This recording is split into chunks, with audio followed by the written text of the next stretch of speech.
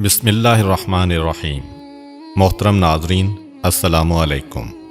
نبی کریم حضرت محمد صلی اللہ علیہ وآلہ وسلم کا یوم ولادت مختلف علماء کے مطابق 8، 9، 12 اور 17 ربیع الاول ایک عام الفیل بیان کیا جاتا ہے، لیکن زیادہ تر علماء کا اجماع 12 ربیع الاول پر ہے۔ عیسوی سال کے مطابق یہ تاریخ 20 یا 22 اپریل 571 عیسوی بنتی ہے۔ جس وقت حضور اکرم صلی اللہ علیہ وآلہ وسلم اس دنیا میں تشریف لائے، اس وقت قمری مہینے یعنی محرم، صفر، ربیع الاول وغیرہ تو تھے، لیکن سالوں کی اسلامی تقویم کا نظام نہیں تھا۔ چونکہ اسلامی تقویم کا نظام نہیں تھا، لہٰذا کسی بھی بچے کی پیدائش کو بیان کرنے کے لیے کہا جاتا کہ فلاں واقعہ کے اتنے عرصہ بعد فلاں بچہ پیدا ہوا۔ عام الفیل کا مطلب ہے ہاتھیوں والا سال۔ یہ وہ سال ہے جب یمن کے بادشاہ ابرہا نے ہاتھیوں کے لشکر کے ساتھ خانہ کعبہ پر حملہ کیا اور اللہ تعالیٰ کے بھیجے ہوئے ابابیلوں کے لشکر کے ہاتھوں ابرہا اور اس کے لشکر کی تباہی و بربادی ہوئی۔ علماء کے مطابق اس واقعہ کے 45 دن بعد حضور اکرم صلی اللہ علیہ وآلہ وسلم کی ولادت ہوئی۔ یہاں پر آپ کو یہ بات بھی بتاتا چلوں کہ ہجری سال کا آغاز کس طرح ہوا تھا۔ حضرت عمر فاروق رضی اللہ عنہ کے دور حکومت میں ان کی دعوت پر تمام صحابہ اکرام 30 جمادی الثانی 17 ہجری بروز جمعرات مسجد نبوی میں جمع ہوئے۔ آپ نے اسلامی تاریخ و سن کی اہمیت پر ایک عظیم خطبہ دیا۔ اس وقت دنیا میں 4 طرح کی تاریخیں مشہور و معروف تھیں۔ قمری تاریخ یعنی چاند کے حساب سے تاریخ دیکھنا، عیسوی تاریخ جس کو انگریزی تاریخ بھی کہا جاتا ہے، تاریخ عبرانی جو کہ یہودیوں کی تاریخ ہے، اور تاریخ جولیانی۔ حضرت عمر نے فرمایا کہ اسلامی سال چاند کے حساب سے ہونا چاہیے۔ اب یہ بتائیے کہ اسلامی تاریخ کی ابتدا کہاں سے ہونی چاہیے؟ بعض حضرات صحابہ رضی اللہ عنہم نے فرمایا حضور اکرم صلی اللہ علیہ وآلہ وسلم کی ولادت باسعادت سے شروع ہونی چاہیے۔ حضرت عمر نے فرمایا اس طریقہ میں عیسائیوں کے ساتھ مشابہت بنتی ہے، کیونکہ ان کے سال کی ابتدا حضرت عیسیٰ مسیح علیہ السلام کی پیدائش سے شروع ہوتی ہے۔ بعض صحابہ نے فرمایا کہ جب آپ صلی اللہ علیہ وآلہ وسلم کو نبوت ملی، اس دن سے تاریخ اسلام کی ابتدا ہونی چاہیے۔ آپ نے فرمایا کہ نبوت کا ابتدائی زمانہ اسلام و مسلمانوں پر ظلم و ناانصافی کا زمانہ تھا۔ بعض صحابہ نے فرمایا کہ آپ صلی اللہ علیہ وآلہ وسلم کی وفات سے ابتدا ہونی چاہیے۔ حضرت عمر نے اس رائے کو بھی رد فرما دیا اور فرمایا کہ آپ صلی اللہ علیہ وآلہ وسلم کی وفات امت مسلمہ کے لیے حادثہ کبریٰ اور نقصان عظیم تھا، اس سے تاریخ اسلامی کی ابتدا مناسب نہیں۔ پھر حضرت عمر فاروق نے خود فرمایا کہ تاریخ اسلامی کی ابتدا ہجرت سے شروع ہونی چاہیے، اس لیے کہ ہجرت ہی سے حق و باطل کے درمیان فرق و امتیاز قائم ہوا اور ہجرت ہی سے اسلام کو فتوحات ملیں۔ اب پھر سوال پیدا ہوا کہ اسلامی تاریخ کی ابتدا کس مہینے سے ہو؟ بعض نے کہا کہ رمضان سے اسلامی سال شروع ہونا چاہیے۔ حضرت عثمان غنی رضی اللہ عنہ نے فرمایا جس مہینہ میں حضور صلی اللہ علیہ وآلہ وسلم نے ہجرت فرمائی، اسی مہینہ سے اسلامی سال شروع ہونا چاہیے۔ حضور اکرم نے ربیع الاول کے مہینہ میں ہجرت فرمائی، لیکن ہجرت کا ارادہ ماہ محرم ہی میں کر چکے تھے، اس لیے اسلامی تاریخ کے سال کی ابتدا محرم الحرام سے شروع ہونی چاہیے۔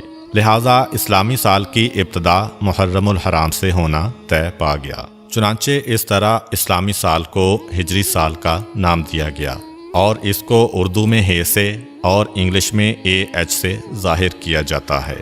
حضور اکرم صلی اللہ علیہ وآلہ وسلم کے والد کا نام حضرت عبداللہ اور آپ کی والدہ کا نام حضرت آمنہ بنت وہب تھا۔ حضور اکرم کی ولادت سے پہلے ہی آپ صلی اللہ علیہ وآلہ وسلم کے والد حضرت عبداللہ کا انتقال ہو گیا تھا، اور آپ ابھی 6 سال کے تھے کہ آپ کی والدہ حضرت آمنہ بھی اس دنیا سے رخصت ہو گئیں۔ اس کے بعد 8 سال کی عمر تک آپ کی پرورش آپ کے دادا حضرت عبد المطلب نے کی۔ 8 سال کی عمر میں آپ کے سر سے دادا کا سایہ بھی چھن گیا، اور پھر 8 سال کی عمر سے لے کر جوانی تک آپ اپنے چچا حضرت ابو طالب کے زیر کفالت رہے۔ جس رات آپ دنیا میں تشریف لائے تو اللہ تعالیٰ نے بہت سے معجزات دنیا کو دکھائے۔ فارس کا آتش کدہ جس میں 1000 سال سے آگ روشن تھی اور فارسی اس آگ کی پوجا کرتے تھے، وہ اچانک بجھ گئی۔ کسریٰ کا محل 2 حصوں میں تقسیم ہو گیا اور 14 کنگرے ٹوٹ کر زمین پر گر پڑے۔ دریائے ساوا جو صدیوں سے خشک پڑا تھا اس میں پانی جاری ہو گیا، اور دریائے سماوا جس میں ہمیشہ سے پانی جاری تھا ایک مرتبہ اس میں پانی خشک ہو گیا۔ جتنے بھی دنیا میں بتکدے تھے ان میں موجود بت منہ کے بل زمین پر گر گئے، اور دنیا میں جتنے بھی بادشاہوں کے تخت تھے وہ پائے ٹوٹنے کی وجہ سے زمین پر آ کر گر گئے۔ جتنے بھی ساحر، جادوگر، کاہن اور منجم تھے ان کا علم جواب دے گیا تھا۔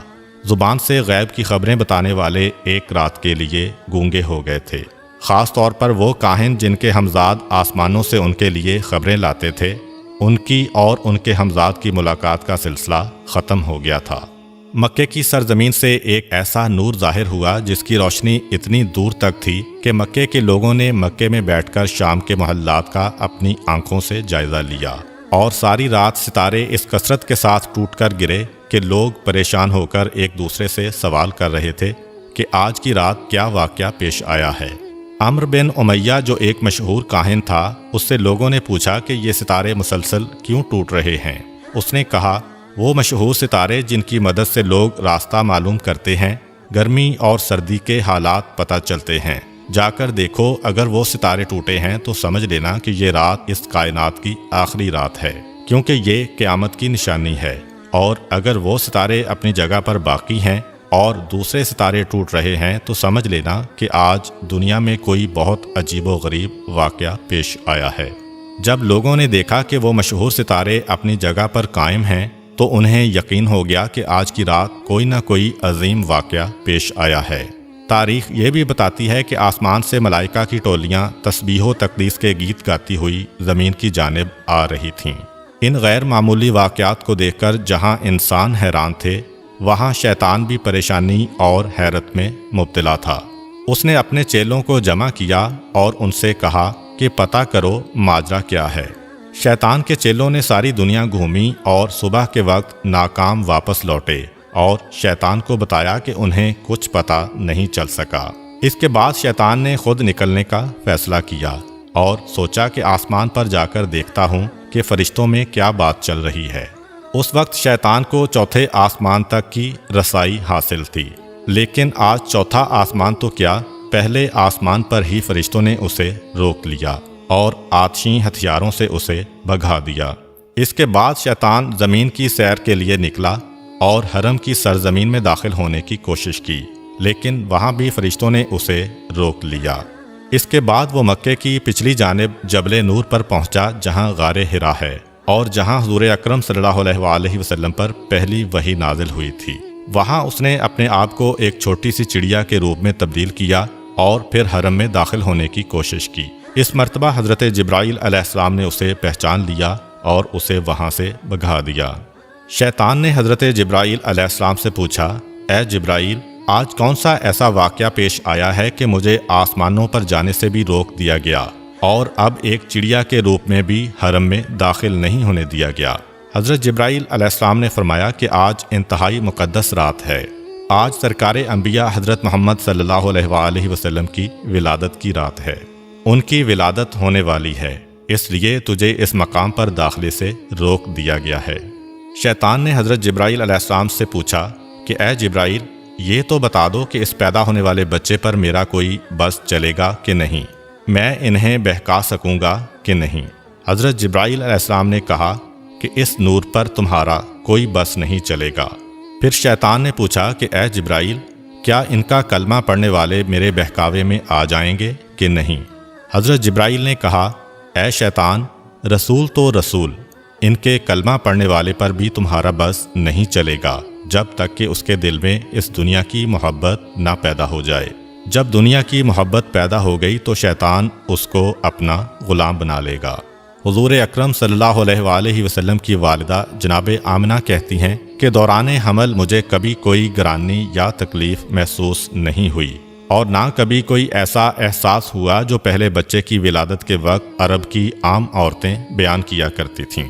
آپ فرماتی ہیں کہ میں اور فاطمہ بنت اسد کمرے میں بیٹھی تھیں کہ اچانک کمرے کی روشنی میں اضافہ ہونے لگا اور ایسا لگا کہ یہ کمرہ آنکھوں سے پوشیدہ ہوتا جا رہا ہے۔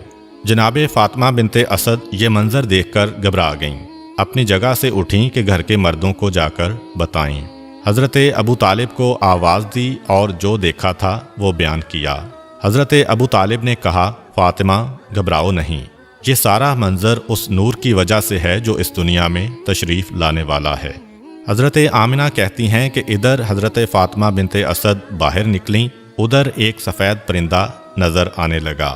عجیب بات یہ ہے کہ مکان کی چھت بھی غائب ہو گئی ہے اور ہر طرف اس قدر نور ہے کہ جس نے میرے ارد گرد کی تمام چیزوں کو پوشیدہ کر دیا ہے، اور اب میں گویا 7ویں آسمان تک کا مشاہدہ کر رہی ہوں۔ جناب آمنہ کہتی ہیں کہ اس وقت ایک سفید پرندہ آیا، اس نے اپنے جسم کو میری پیشانی سے مس کیا۔ جیسے ہی اس نے اپنا جسم میری پیشانی کے ساتھ مس کیا، میرے گرد جتنا نور تھا وہ سمٹ کر میری پیشانی میں جمع ہو گیا۔ جناب آمنہ نے آسمانوں کا نظارہ کر لیا اور اس کے بعد ان کو اپنا کمرہ دوبارہ نظر آنے لگا۔ جناب فاطمہ بنت اسد بھی اس وقت دوبارہ تشریف لا چکی تھیں۔ جناب آمنہ کہتی ہیں کہ اس وقت 4 عورتیں میرے پاس آئیں جن کے ہاتھ میں شیشے کے گلاس اور صراحیاں تھیں۔ انہوں نے مجھے سلام کیا اور کہا کہ ہم جنت کی حوریں ہیں اور حکم پروردگار سے آپ کے پاس تشریف لائی ہیں۔ یہ جنت کا شربت ہے، اسے نوش فرما لیں۔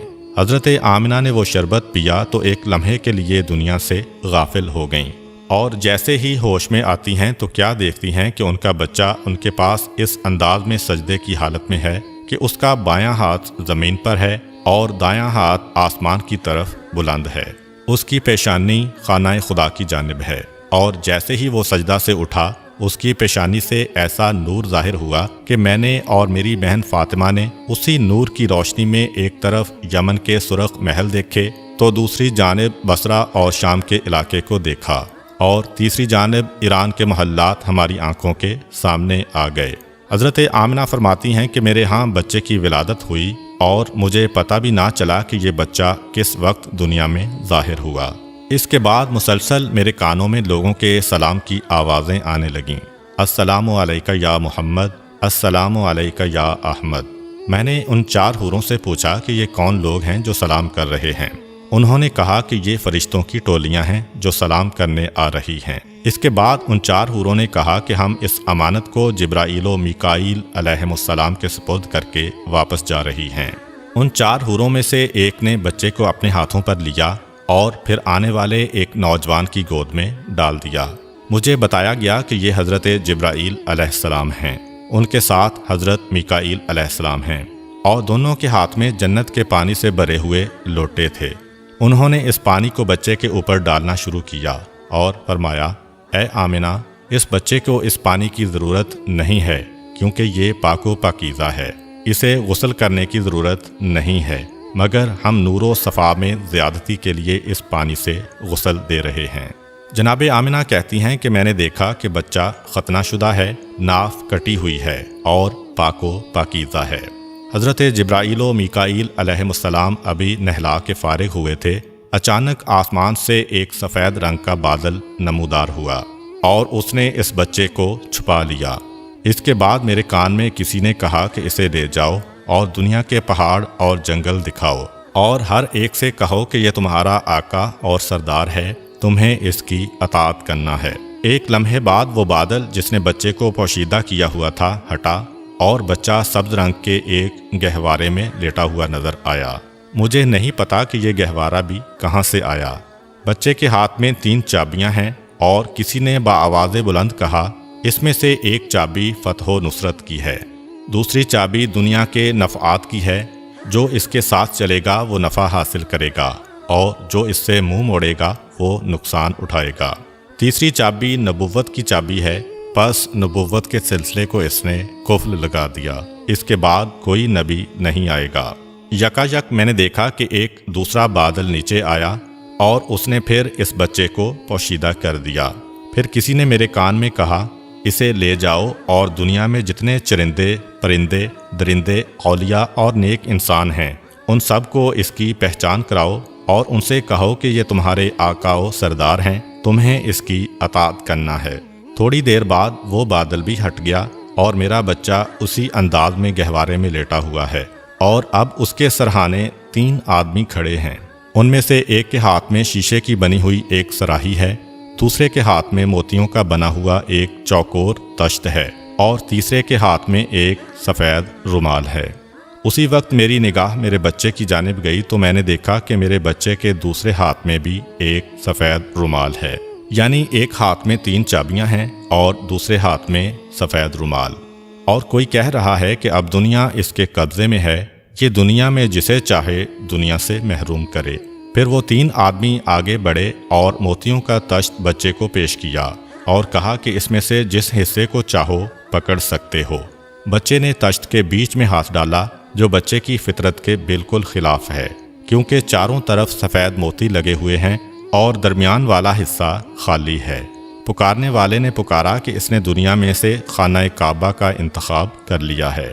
پھر بچے کو اسی تشت میں بٹھایا گیا اور ان میں سے ایک آدمی نے بچے کو اسی پانی سے ایک مرتبہ پھر نہلایا جو جبرائیل علیہ السلام لے کر آئے تھے۔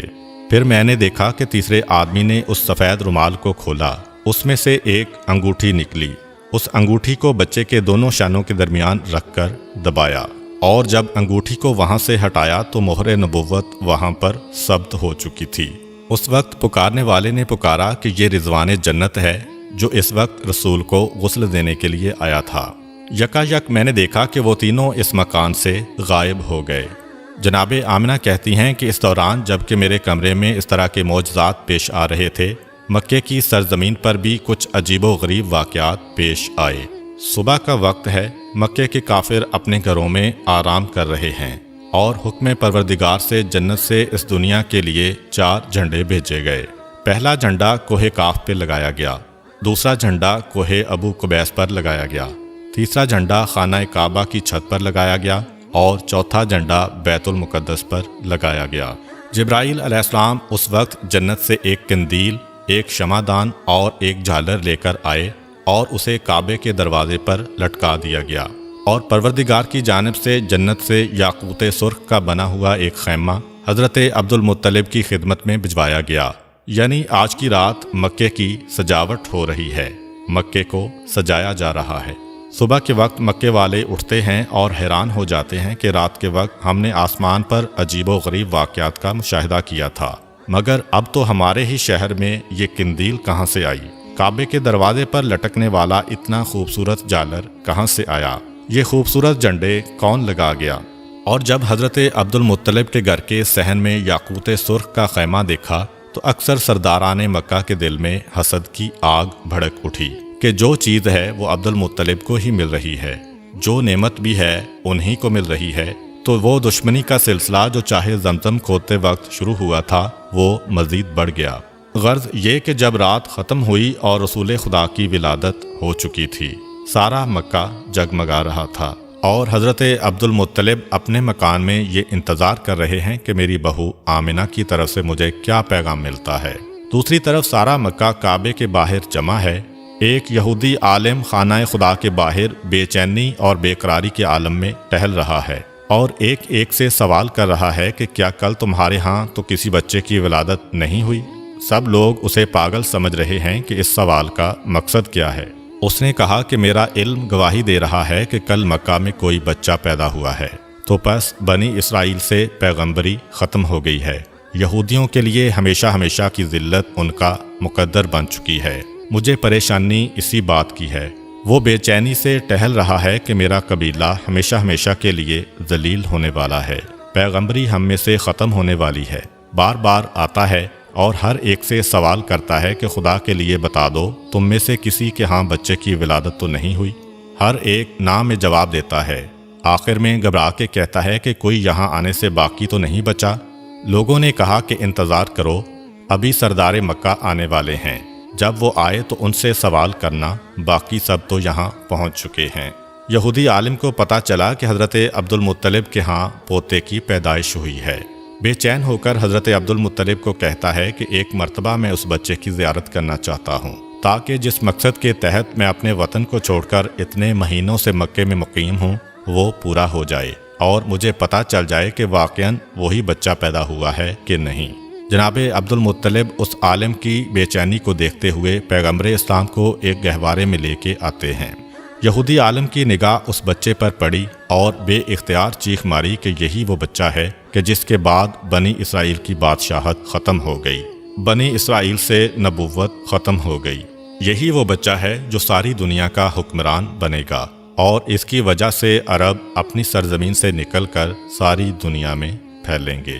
مکے والے جو پہلے ہی حضرت عبد المطلب سے جلے بیٹھے تھے، جب انہوں نے دیکھا کہ جو کاہن آ رہا ہے انہی کے گھر میں آ رہا ہے، جو راہب آ رہا ہے انہی کو بشارت دے کے جا رہا ہے، جو جادوگر آ رہا ہے وہ انہی کی تلاش میں آ رہا ہے، اور ہر آنے والا کوئی خوشخبری دے کے جاتا ہے، کوئی پیشین گوئی کر کے جا رہا ہے، لوگوں کا جناب عبد المطلب اور اس بچے سے حسد بڑھتا جا رہا ہے کہ یہ کیسا بچہ ہے۔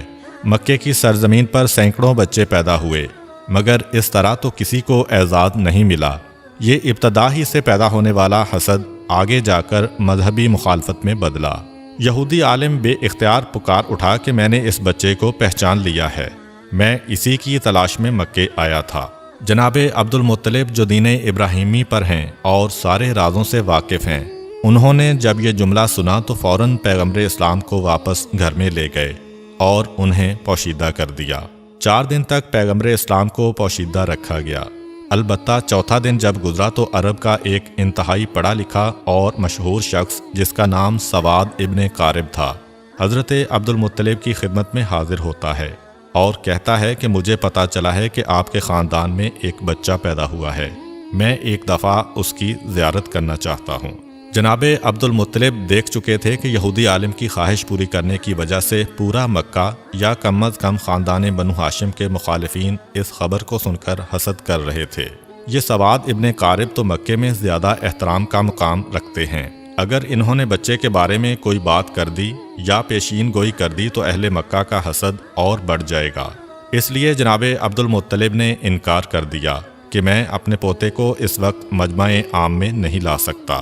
سواد ابن قارب بے چین ہو گئے اور کہا کہ پھر ایسا کریں کہ مجھے اس بچے تک پہنچا دیں۔ جناب عبد المطلب نے کہا کہ ہاں، یہ بات مانی جا سکتی ہے، میرے اور اس کے علاوہ کوئی نہیں ہوگا، اس کا مقصد بھی پورا ہو جائے گا اور حسد کا مسئلہ بھی پیدا نہیں ہوگا۔ چنانچہ اسے ساتھ لے کے جناب آمنہ کے مکان میں داخل ہوئے۔ جیسے ہی گہوارے کے قریب پہنچے اور بچے پر سے کپڑے کو ہٹایا تو ایک عجیب قسم کا نور سارے کمرے میں پھیل گیا۔ سواد ابن قارب پڑھے لکھے شخص ہیں، انہیں پتہ ہے کہ آخری زمانے میں کیا ہونے والا ہے۔ بے اختیار جھکتے ہیں اور اس بچے کے قدموں کو بوسہ دیتے ہیں۔ جناب عبد المطلب کو کہتے ہیں کہ آپ گواہ رہیے گا، میں اس بچے پر ابھی سے ایمان لے آیا ہوں۔ مجھے پتا ہے کہ میں اس وقت تک زندہ نہیں رہوں گا جب یہ بچہ اعلان رسالت کرے گا، مگر آپ گواہ رہیے کہ میں ابھی اس بچے پر ایمان لا رہا ہوں، کیونکہ مجھے پتا ہے کہ یہی اللہ کا آخری رسول ہے۔ چنانچہ بنو ہاشم کے علاوہ پیغمبر اسلام کی پیدائش کے بعد سب سے پہلے ایمان لانے والی شخصیت سواد ابن قارب کی ہے۔ یہ واقعہ حضور اکرم صلی اللہ علیہ وآلہ وسلم کی ولادت کے چوتھے دن کا ہے۔ 7ویں دن حضرت عبد المطلب اپنے پوتے کا عقیقہ کرتے ہیں اور سارے مکے والوں کو دعوت عقیقہ میں بلاتے ہیں۔ اس وقت کسی نے حضرت عبد المطلب سے سوال کیا کہ بچے کا نام کیا رکھا ہے۔ حضرت عبد المطلب اور حضرت آمنہ کو پہلے ہی پیغمبر خدا کے نام کی بشارت ہو چکی تھی، چنانچہ انہوں نے فرمایا کہ میں نے اس کا نام محمد رکھا ہے۔ عرب کی سرزمین پر یہ نام نیا تھا، آج تک کسی نے یہ نام نہیں رکھا تھا۔ اس کے لفظی معنی ہے وہ شخص جس کی تعریف کی جائے۔ مکہ والے حضرت عبد المطلب سے کہتے ہیں کہ یہ آپ نے کیسا نام رکھا ہے جو تاریخ میں پہلے کسی نے نہیں رکھا۔ حضرت عبد المطلب کہتے ہیں کہ میری تمنا یہی ہے کہ ساری دنیا اس بچے کی تعریف کرے، اس لیے میں نے اس کا یہ نام رکھا ہے۔ یہودی، کاہن، جادوگر اور شیطانی نمائندے حضور اکرم کی پیدائش کی رات پیش آنے والے واقعات دیکھ چکے تھے، اس لیے وہ اس پیدا ہونے والے بچے کے دشمن ہو گئے تھے اور سوچ رہے تھے کہ اگر یہ بچہ بڑا ہو گیا اور اس نے اعلان نبوت کر دیا تو ہمارے لیے تباہی ہی تباہی ہے۔ ان حالات کے پیش نظر رب کریم کی مصلحت یہ تھی کہ پیغمبر اسلام کچھ عرصہ کے لیے مکہ کی سرزمین سے غیبت میں چلے جائیں، تاکہ ان کے دشمن ان کی تلاش میں یہاں تک آئیں تو یہاں سے ناکام ہو کر واپس چلے جائیں۔ پیغمبر اسلام بڑی تیزی سے نشو و نما پا رہے ہیں۔ روایت یہ ہے کہ پیغمبر اسلام 2 مہینے میں بیٹھنے لگے تھے۔ 9 مہینے میں آپ دوڑنے لگے تھے، 15 ماہ کی عمر میں آپ تیر اندازی کرنے لگے تھے، اور 30 ماہ یعنی 2.5 سال کی عمر میں پیغمبر اسلام نوجوانوں سے کشتی لڑتے تھے اور انہیں شکست دیا کرتے تھے۔ اتنی تیزی سے ہونے والی نشو و نما ایک طرف تو اعجاز نبوت تھی، اور دوسری طرف یہ مصلحت بھی پوشیدہ تھی کہ آنے والا تو تلاش کرے گا کہ پچھلے سال 12 ربیع الاول کو پیدا ہونے والا بچہ کہاں ہے۔ اس کے ذہن میں یہی ہوگا کہ 1 سال کا بچہ ہے، ابھی چلنے کے قابل ہوا ہوگا۔ چنانچہ اگر پیغمبر اسلام پر اس کی نگاہ پڑے تو شاید وہ نظر انداز کر جائے۔ اس کے ساتھ ساتھ ایسے واقعات بھی پیش آ رہے ہیں کہ نہ جناب آمنہ کو کوئی کام کرنا پڑتا ہے، نہ جناب حلیمہ کو کوئی کام کرنا پڑتا ہے، اور نہ دادا حضرت عبد المطلب کو کوئی کام کرنا پڑ رہا ہے۔ جب جناب آمنہ کی نگرانی میں رسول رہے تو وہ حیران ہیں، اور جب بی بی حلیمہ کی نگرانی میں رہے تو وہ حیران ہیں کہ جب کبھی ہمارا دل چاہتا کہ ہم ان کو نہلائیں اور ان کے سر میں تیل ڈالیں تو ہم دیکھتے کہ کوئی ہم سے پہلے نہلا کر اور کنگھی کر کے گیا ہے۔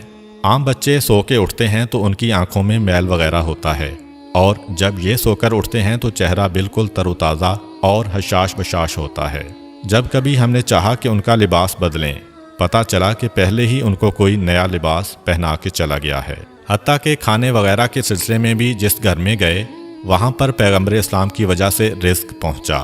گھر والوں کے کھانے سے پیغمبر اسلام نے کبھی حصہ نہیں لیا۔ تو اب جو بھی پرورش کرنے والے ہیں وہ حیران ہیں کہ ہمیں کوئی کام کرنا ہی نہیں پڑ رہا ہے۔ حتیٰ کہ جب بچپنے کی وہ عمر تھی کہ جب عام طور پر قدرتی ضروریات کی وجہ سے بچے کا لباس خراب ہو جاتا ہے، جناب آمنہ اور جناب حلیمہ کہتی ہیں وہ جو ضروری حاجتیں ہیں ان کے نشان بھی ہم نے کبھی رسول اسلام کے لباس پر نہیں دیکھے۔ غرض یہ کہ سارے کام پروردگار عالم کی مصلحت سے طے پا رہے ہیں، مگر دشمنوں کا گروہ مسلسل حضور اکرم کی تلاش میں ہے۔ حضرت عبد المطلب جو دین ابراہیمی پر ہیں اور اپنے والد جناب ہاشم سے ان کو کچھ راز نبوت بھی ملے ہیں، ان میں یہ بھی تھا کہ اس بچے کے دشمن بہت زیادہ ہوں گے، تمہیں پوری کوشش کرنا ہے اس بچے کو بچانے کے سلسلے میں۔ اس مسئلے کی وجہ سے حضرت عبد المطلب پیغمبر اسلام کو مکے سے کسی اور جگہ منتقل کرنا چاہتے ہیں، خاص طور پر جب ان کو پتہ چلا کہ اکثر یہودیوں کے گروہ آتے ہیں اور مکے کے حالات کا جائزہ لے کر چلے جاتے ہیں۔ یہودی بار بار کیوں آ رہے تھے اس کے بارے میں آپ کو بتاتا چلوں۔ دراصل یہودی بہت عرصہ پہلے سے ہی پیغمبر اسلام کی ولادت کو روکنے کی فکر میں تھے۔ عبد مناف پہ حملہ ہوا، جناب ہاشم پہ حملہ ہوا، جناب عبد المطلب پہ حملہ ہوا، جناب عبداللہ پہ حملہ ہوا، مسلسل یہ حملے ہوئے۔ روایت میں ہے کہ جب جناب عبداللہ کی جوانی کا زمانہ آیا تھا تو یہودیوں کی ساری سازشوں کا مرکز یہ تھا کہ کسی طرح انہیں ختم کر دو تو ولادت رسول رک جائے گی۔ یہودی یہ پہچان گئے تھے کہ جناب عبداللہ پیغمبر اسلام کے والد ہیں، اور یہ پہچان حضرت یحییٰ علیہ السلام کے اس کرتے کی وجہ سے ہوئی تھی جو یہودیوں کے پاس تھا، اور جناب عبداللہ کی ولادت کے وقت اس میں سے خون نکلنا شروع ہو گیا تھا۔ انہوں نے سوچا کہ اگر جناب عبداللہ کو شادی سے پہلے قتل کر دیا جائے تو رسول اللہ کی ولادت نہیں ہو سکے گی۔ چنانچہ انہوں نے حملہ کر دیا، مگر وہ حملہ بھی ناکام ہوا، اور اسی کے نتیجے میں جناب عبداللہ کی شادی جناب آمنہ سے ہوئی۔ اب جناب آمنہ سے شادی کے بعد یہودی اور پریشان ہو گئے کہ اب کیا کیا جائے، کسی نہ کسی طریقے سے ولادت کے سلسلے کو روکنا ہے، اور اتفاق سے انہیں ایک موقع مل گیا۔ جناب عبداللہ کسی کام کے سلسلے میں مدینے جاتے ہیں، اور مدینہ یہودیوں کا گڑھ ہے۔ چنانچہ روایات سے پتہ چلتا ہے کہ مدینہ میں جناب عبداللہ پہ حملہ ہوا اور زہر کے ذریعے جناب عبداللہ کو شہید کیا گیا۔ اب یہودیوں کو ایک اطمینان تو ہو گیا کہ پیغمبر اسلام کے والد تو شہید ہو گئے، صرف ایک بات کا پتہ کرنا ہے کہ ان کے ہاں کوئی اولاد ہے یا نہیں۔ اگر یہ پتہ چل جائے کہ یہ بے اولاد تھے تو گھر میں جا کر اطمینان سے سونا، اور اگر یہ پتہ چلے کہ ان کے ہاں کوئی اولاد ہے تو پھر اس کے قتل کا انتظام کرنا ہوگا۔ یہودیوں کا ایک گروہ بنا، یہ لوگ خاص اس کام کے لیے مدینہ سے مکہ آئے۔ وہاں آ کر تحقیق کی تو اطمینان کا سانس لیا جب پتہ چلا کہ وہ لاولد تھے، ان کے ہاں کوئی اولاد نہیں تھی۔ چنانچہ بڑے اطمینان سے واپس مدینے گئے۔ مدینے پہنچ کر مدینہ سے لے کر شام تک جہاں جہاں یہودی پھیلے ہوئے تھے سب کو یہ خوشخبری پہنچا دی گئی کہ مبارک ہو، ہمارے لیے جو خطرہ تھا وہ خطرہ ٹل گیا ہے۔ حضرت یحییٰ علیہ السلام کے کرتے سے جو خون نکل رہا تھا اب وہ خون سوکھ گیا ہے، جس سے یہ یقین ہو گیا کہ پیغمبر کے والد کا انتقال ہو گیا ہے اور ان کے ہاں کوئی اولاد بھی نہیں ہے، جس کا مطلب یہ ہے کہ اب آخری رسول پیدا نہیں ہوں گے۔ یہ خوشخبری ساری دنیا یہود میں پھیلا دی گئی۔ مدینہ سے لے کر شام تک جشن منایا گیا اور یہودی بڑے مطمئن تھے، مگر ان سے ایک بنیادی غلطی یہ ہوئی کہ یہ تو معلوم کر لیا کہ پیغمبر اسلام اس دنیا میں نہیں آئے، یہ تو پتہ چلا لیا کہ عبداللہ کے ہاں کوئی اولاد نہیں تھی، مگر یہ معلوم کرنا بھول گئے کہ کیا ایسا تو نہیں ہے کہ جناب عبداللہ کی بیوی حضرت آمنہ حاملہ ہوں اور کچھ مہینے کے بعد بچہ پیدا ہو جائے۔ اس طرف ان کا خیال گیا ہی نہیں۔ یہ دیکھ کر مطمئن ہو کر گھر چلے گئے کہ عبداللہ کے ہاں کوئی اولاد نہیں ہے، لیکن جب 12 ربیع الاول کو عجیب و غریب واقعات پیش آئے، عوام کو اتنی معلومات نہیں ہے، لیکن یہودی علماء پریشان ہو کر بیٹھے ہیں، کیونکہ انہوں نے اپنی کتابوں میں پڑھا ہوا ہے کہ یہ سارے واقعات اس زمانے کے ہیں جب آخری رسول پیدا ہوگا۔ مگر یہ کیا ہوا؟ آخری رسول کیسے پیدا ہو گیا؟ کیونکہ آخری رسول کے والد کو ہم نے پورے یقین کے ساتھ قتل کیا کہ یہی رسول کے والد ہیں، اور حضرت یحییٰ کے کرتے نے بھی گواہی دی کہ یہی والد ہیں۔ یہ بھی ہم نے پتہ چلا لیا کہ ان کے ہاں کوئی اولاد نہیں ہے، پھر یہ رسول کہاں سے آ گئے؟ اب پریشان ہیں کیونکہ ان کی کتاب میں لکھا ہوا ہے کہ آخری رسول عبداللہ کے ہاں پیدا ہوں گے اور یہ عجیب و غریب واقعات پیش آئیں گے۔ اب حیران ہیں کہ عبداللہ کے ہاں تو رسول پیدا نہیں ہوئے، اور اگر کسی اور کے ہاں پیدا ہوئے ہیں تو یہ ہماری کتاب کے برعکس ہے۔ فوراً ایک گروہ بنایا گیا تاکہ وہ مکہ میں جا کر تحقیق کرے۔ جب یہ لوگ مکہ پہنچے تو اس وقت پیغمبر اسلام کو مکے سے حضرت حلیمہ سعدیہ کے مکان میں منتقل کیا جا چکا تھا، اور پیغمبر اسلام کی پیدائش کو 2 ماہ گزر چکے تھے۔ اب یہ یہودی پریشان ہو کر ڈھونڈ رہے ہیں کہ کون سا بچہ ایسا ہے جو 2 ماہ پہلے پیدا ہوا ہوگا، مگر کوئی ایسا بچہ نظر نہیں آ رہا۔ کسی سے پوچھ نہیں سکتے، کیونکہ مکے میں 2 مرتبہ یہودی سازش کر کے گئے ہیں۔ جناب عبداللہ پر بھی حملہ انہوں نے کروایا تھا، اور ان کے بعد جناب آمنہ کے بارے میں بھی تحقیق ان لوگوں نے کروائی تھی۔ چنانچہ اب مکہ والے ہوشیار ہو گئے ہیں، خاص طور پر خاندان بنو ہاشم والے ان لوگوں پر نظر رکھے ہوئے ہیں۔ یہودیوں کا کوئی گروہ کسی سے سوال نہیں کر سکتا، اب پوچھ کسی سے نہیں سکتے، ایک ایک گھر پر تاک لگائے بیٹھے ہیں، خانہ کعبہ میں دیکھتے ہیں، باپ کی گودوں میں دیکھتے ہیں، مگر کوئی 2 مہینے کا بچہ نظر نہیں آ رہا۔ ناکام واپس لوٹ گئے، اب آ رہے ہیں، جا رہے ہیں، اور مسلسل تحقیقات کر رہے ہیں، مگر ان کی تحقیقات ناکام ہو رہی ہیں، کیونکہ پیغمبر اسلام تو اس وقت مکے سے باہر ہیں۔ البتہ جب پیغمبر اسلام کی عمر 7 سال کی ہو گئی اور پیغمبر مکے مستقل طور پر آ گئے تو اس زمانے میں بھی یہودیوں کا ایک گروہ مکے آیا ہوا تھا۔ اس کی نگاہ اس نوجوان پر پڑی تو یہ دیکھ کر چونک اٹھے کہ یہ نوجوان جو اپنے دادا اور چچا کے ساتھ چل رہا ہے، اس کے چلنے کا طریقہ، اس کی بات کا طریقہ بالکل وہی ہے جو ہماری کتابوں کے مطابق آخری رسول کا طریقہ ہے۔ اس کے سر پر بادل سایہ بھی کر رہا ہے۔ یہ جس درخت کے قریب سے گزرتا ہے، درخت کی شاخ ایک مرتبہ جھک جاتی ہے۔ یہ جس پتھر کے قریب جاتا ہے، پتھر کلام کرنے لگتا ہے۔ یہ جس طرف جائے، راستے میں کوئی رکاوٹ ہو تو رکاوٹ خود بخود ہٹنے لگتی ہے۔ یہ سب نشانیاں تو آخری رسول کی نشانیاں ہیں، لیکن اگر یہ آخری رسول ہے تو یہ تو 25 سال کا نوجوان نظر آ رہا ہے، جبکہ ہمارے علم اور ہماری کتابوں کے مطابق اس کو 7 سال کا نوجوان ہونا چاہیے۔ یہودیوں کے اس گروہ نے اپنے علماء سے مشورہ کیا۔ انہوں نے کہا کہ خوب اچھی طرح دیکھ لو، یہی اگر آخری رسول ہے تو اسے قتل کر دو۔ یہودیوں کو یہ تو پتہ چل گیا کہ یہ بچہ عبد المطلب کے گھر میں پیدا ہوا، عبداللہ کا بیٹا ہے، لیکن ابھی دل میں ایک کھٹک ہے کہ جس طرح ہم پہلے غلطی کر گئے تھے اور اس بچے کے والد کو قتل کرنے اور اس کے ہاں اولاد کے نہ ہونے کا پتہ کر کے مطمئن ہو گئے تھے اور جشن منا لیا تھا، لیکن بعد میں پتہ چلا کہ ہم دھوکہ کھا گئے ہیں۔ ابھی بھی ایسا نہ ہو کہ ہم اس نوجوان کو قتل کر کے چلے جائیں اور ہم مطمئن ہو جائیں اور 20 سال بعد پتہ چلے کہ رسول تو ابھی زندہ ہے۔ اس لیے یہودی اس دفعہ 100% یقین کرنا چاہتے تھے کہ یہی نوجوان اللہ کا سچا پیغمبر ہے۔ یہودیوں نے اپنی کتاب میں پڑھا ہوا تھا اور ان کو اس بات کی معرفت تھی کہ جو بھی اللہ کا رسول ہوگا، چاہے پہلا ہو یا آخری، لقمہ حرام اس کے حلق سے نیچے نہیں اتر سکتا، بلکہ حلق تو کیا اس کے ہونٹوں کو بھی نہیں چھو سکتا۔ حرام کے علاوہ رزق مشتبہ یعنی ایسا رزق جس کا پتہ نہ ہو کہ حلال ہے یا حرام، وہ بھی رسول کے ہونٹ کو نہیں چھو سکتا۔ چنانچہ انہوں نے ایک بڑا عجیب منصوبہ بنایا۔ مکے میں ایک بیوہ عورت رہتی تھی جس کا نام زبیدہ تھا۔ اس نے ایک چھوٹا سا مرغی فارم بنایا ہوا تھا اور وہ مرغیوں کے انڈے بیچ کے گزارا کیا کرتی تھی، اور جو مرغی انڈے دینے کے قابل نہ رہتی اسے وہ ذبح کرنے کے لیے بیچا کرتی تھی۔ یہودیوں نے سوچا کہ یہ ایک ایسا امتحان ہے جس سے ہمیں یقین ہو سکتا ہے، چنانچہ رات کے وقت زبیدہ کے گھر میں نقب لگا کر کچھ مرغیاں چوری کر کے لائے، اور جو مرغیاں چرا کر لائے ان کے بارے میں دو نیتیں کیں۔ کچھ مرغیاں چوری کی نیت سے چرائیں اور کچھ کے بارے میں سوچا کہ ہم بعد میں ان کی قیمت زبیدہ کو ادا کر دیں گے۔ اب جو چوری کی نیت سے لیں وہ تو رزق حرام ہو گیا، جو اس نیت سے لیں کہ بعد میں پیسے دے دیں گے یہ رزق مشتبہ ہو گیا، کیونکہ پتہ نہیں زبیدہ راضی ہو کہ نہ ہو۔ خود سے دل میں فیصلہ کر کے کسی کی چیز اٹھا لینا اگر حرام کی منزل پر نہ ہو تو مشتبہ ضرور ہے۔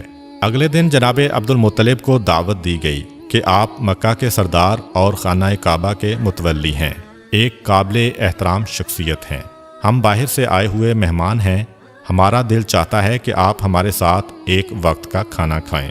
اسلام میں کسی کا تحفہ یا دعوت رد کرنے کی سخت ممانعت ہے، چنانچہ حضرت عبد المطلب نے دعوت قبول کر لی۔ یہودیوں کا اصل مقصد تو پیغمبر اسلام کا امتحان لینا تھا، اس لیے حضرت عبد المطلب سے کہنے لگے کہ آپ اکیلے دعوت میں نہیں آئیں گے بلکہ خاندان بنو ہاشم کے سارے مرد آئیں گے، خاص طور پر آپ کے سب بیٹے اور پوتے ضرور آئیں۔ حضرت عبد المطلب نے کہا کہ تم نہ بھی کہتے تو میری شرط یہی ہوتی، کیونکہ میں اپنے پوتے کے بغیر کسی دعوت میں شریک نہیں ہوتا۔ یہودیوں کے تو دل کی ہو گئی، چنانچہ کھانے کا انتظام کیا گیا۔ اب یہودیوں نے یہ ذہن میں رکھا کہ یہ حرام والی مرغی ہے، یہ مشتبہ والی مرغی ہے۔ دسترخوان لگا دیا گیا۔ یہودیوں نے حضرت عبد المطلب سے کہا کہ اے رئیس مکہ، دعوت آپ کے اعزاز میں ہے، کھانے کا آغاز کیجیے۔ کہا کہ نہیں، جب تک میرا پوتا کھانا شروع نہیں کرے گا ہم لوگ کھانا نہیں کھاتے۔ اب یہودیوں کو تو چاہیے ہی یہ تھا، ساری توجہ رسول کی طرف ہو گئی۔ رسول اللہ سے کہتے ہیں کہ آپ بسم اللہ کیجیے۔ رسول خدا جواب دیتے ہیں کہ نہیں، یہ رزق ہمارے لیے نہیں ہے، کھانا تو دور کی بات ہمارے ہونٹوں تک بھی نہیں پہنچ سکتا۔ حیران ہو کر کہا کہ یہ کیسے ممکن ہے؟ آپ نے فرمایا ہاں، یہ کھانا ہمارے لیے نہیں ہے۔ کہنے لگے کہ ہمیں اجازت دیجیے، ہم آپ کو کھانا کھلائیں گے، دیکھتے ہیں کہ یہ کھانا کیسے نہیں پہنچتا۔ پیغمبر مسکرا کر کہتے ہیں کہ ٹھیک ہے، اگر کھلا سکتے ہو تو کھلاؤ۔ اب یہودیوں نے روٹی اور گوشت کے ساتھ نوالا بنا کے پیغمبر اسلام کی جانب بڑھایا، مگر عجیب بات یہ ہے کہ جیسے ہی وہ نوالا حضور کے ہونٹوں کے قریب پہنچا تو ایسا لگا کہ کسی نے زبردستی ہاتھ پکڑ کے کھول دیا ہو اور نوالا دسترخوان پر گر پڑا۔ ایک مرتبہ، 2 مرتبہ، حتیٰ کہ 10 مرتبہ کوشش کی گئی، مگر یہ نوالا پیغمبر کے ہونٹوں سے مس نہ ہو سکا۔ قریب پہنچ جاتا ہے لیکن ہاتھ کھلتا ہے اور نیچے گر جاتا ہے۔ یہودی بظاہر تو پریشان ہیں لیکن دل میں خوش ہیں کہ آدھی علامت تو پوری ہو گئی، یہ حرام والا کھانا تھا۔ اب مشتبہ کھانا لے کے آتے ہیں۔ پھر پیغمبر سے کہا کہ آغاز کیجئے۔ پیغمبر اسی اطمینان سے جواب دیتے ہیں کہ یہ ہمارے لیے نہیں ہے۔ یہودی کہتے ہیں کہ ہم کھلائیں۔ پیغمبر نے کہا چلو ٹھیک ہے، پھر کوشش کر کے دیکھ لو۔ اب جب کوئی نوالا ہاتھ میں لے کر پیغمبر کے ہونٹ کے قریب لے جاتا ہے تو وہ یا دائیں نکل جاتا ہے یا بائیں نکل جاتا ہے، لیکن ہونٹ کے قریب نہیں جاتا۔ یہودی حضرت عبد المطلب سے کہتے ہیں کہ ہم نے تو خلوص سے دعوت دی تھی، لیکن پتہ نہیں یہ کیا ہو رہا ہے، کیا خدائی راز ہے اس میں۔ جناب عبد المطلب اور پیغمبر اسلام سمجھ گئے کہ کیا بات ہے، لیکن کہنے کا موقع نہیں ہے۔ خاندان بنو ہاشم اپنے گھر واپس چلا گیا اور یہودیوں کو یقین کامل ہو گیا کہ یہ رسول برحق ہے۔ چنانچہ اس کے بعد پھر سازشوں کا ایک سلسلہ شروع ہو گیا۔ یہی وجہ ہے کہ اس واقعے کے بعد جناب عبد المطلب پیغمبر اسلام کی اور زیادہ حفاظت کرنے لگے تھے اور اپنے سارے بیٹوں سے کہہ دیا تھا کہ اب یہودیوں کی ساری دشمنی کا نشانہ میرا پوتا ہوگا، تم لوگ گھر کے کسی کام سے اس کو باہر نہ بھیجنا۔ اس سے پہلے حضرت عبد المطلب بھیڑ بکریاں اور اونٹ چرانے کے لیے پیغمبر اسلام کو باہر بھیج دیتے تھے، لیکن آج یہ حکم جاری ہو گیا کہ خبردار، آج کے بعد کوئی میرے پوتے کو گھر سے باہر نہ بھیجے۔ یہی وجہ ہے کہ اس واقعے کے 1 سال بعد جب حضرت عبد المطلب کا آخری وقت قریب آیا تو اپنے سارے بیٹوں کو بلایا اور نصیحت کی کہ میں اس دنیا سے جا رہا ہوں، اپنے بارے میں مجھے کچھ نہیں کہنا ہے، میری ساری نصیحت میرے پوتے کے بارے میں ہے کہ اپنی جانیں دے کر بھی اس کی حفاظت کرنا۔ بہرحال یہودیوں کی تمام سازشوں کے باوجود اس موقع پر بھی اللہ تعالیٰ نے اپنے رسول کو محفوظ رکھا۔ اب واپس آتے ہیں رسول اکرم کی بچپن کی زندگی پر۔ مورخین اسلام میں اس مسئلے میں اختلاف ہے کہ پیغمبر اسلام کی ولادت کے بعد ابتدائی دنوں میں پیغمبر اسلام کو دودھ کس نے پلایا۔ ایک روایت یہ ہے کہ ولادت کے فوراً بعد پہلے 8 دن تک صوبیہ نے پیغمبر اسلام کو دودھ پلایا۔ یہ صوبیہ پیغمبر اسلام کے ایک چچا ابو لہب کی کنیز تھی۔ روایت میں ہے کہ ابو لہب نے فقط اس خوشی میں کہ اس کنیز نے اس کے بھتیجے کو دودھ پلایا تھا آزاد کر دیا تھا۔ جس وقت پیغمبر اسلام کی ولادت ہوئی اس وقت ابو لہب آپ کی مخالفت میں نہیں تھا، کیونکہ اس وقت اس کی شادی نہیں ہوئی تھی۔ بعد میں پیغمبر اسلام کی مخالفت کرنے کا ایک سبب اس کی بیوی بھی تھی۔ خاندان بنو امیہ میں شادی کے بعد ابو لہب اپنے خاندان کو چھوڑ کر اپنے سسرال کے ساتھ مل گیا تھا۔ دوسری روایت کے مطابق پیغمبر اسلام کو حلیمہ سعدیہ کے سپرد کرنے سے پہلے چند دن دودھ حضرت آمنہ نے ہی پلایا تھا۔ اس کے بعد پیغمبر کو بی بی حلیمہ سعدیہ کے سپرد کر دیا گیا، جنہوں نے شرعی حکم کے مطابق 2 سال تک پیغمبر اسلام کو دودھ پلایا۔ روایت میں ہے کہ جس وقت حلیمہ سعدیہ نے پیغمبر اسلام کو دودھ پلایا اس وقت وہ دین ابراہیمی پر تھیں، اور اس وقت دین ابراہیمی ہی برحق دین تھا، چنانچہ اس پر ایمان رکھنے والا اللہ کے دین پر عمل کرنے والا مانا جاتا تھا۔ یعنی کہ کوئی یہ اعتراض نہیں کر سکتا کہ کسی مشرک یا کافر نے پیغمبر اسلام کو دودھ پلایا تھا۔ پیغمبر اسلام کی ولادت سے پہلے کا 1 سال پورے عرب اور مکہ والوں کے لیے بڑی پریشانی کا سال تھا۔ بارشیں کم ہوئی تھیں جس کی وجہ سے غلہ کم پیدا ہوا تھا۔ مکے والے بھی پریشان تھے، مکے کے باہر والے بھی پریشان تھے، مگر جس سال پیغمبر اسلام کی ولادت ہوئی مکہ انتہائی خوشحال ہو گیا۔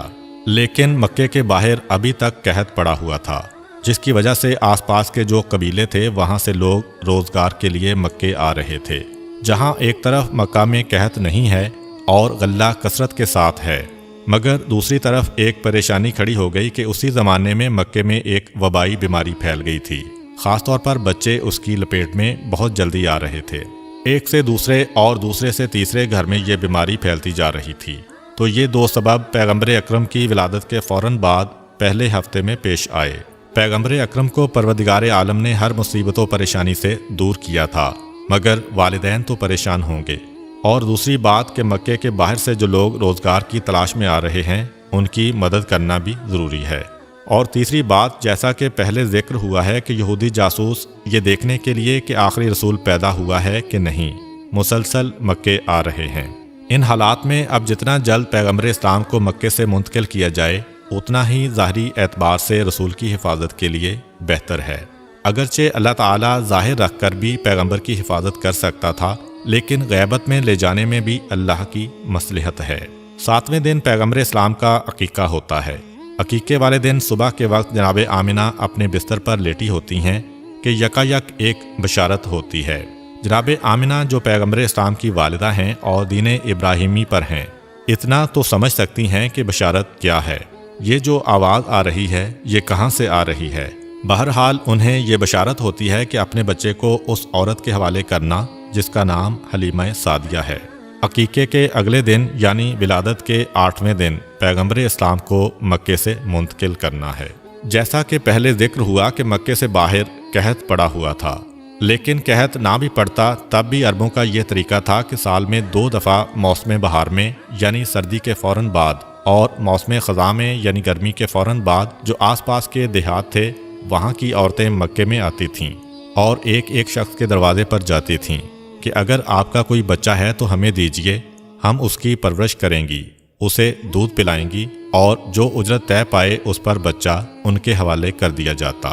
تو مسلسل قحط کے زمانے میں تو اور زیادہ عورتیں آ رہی تھیں۔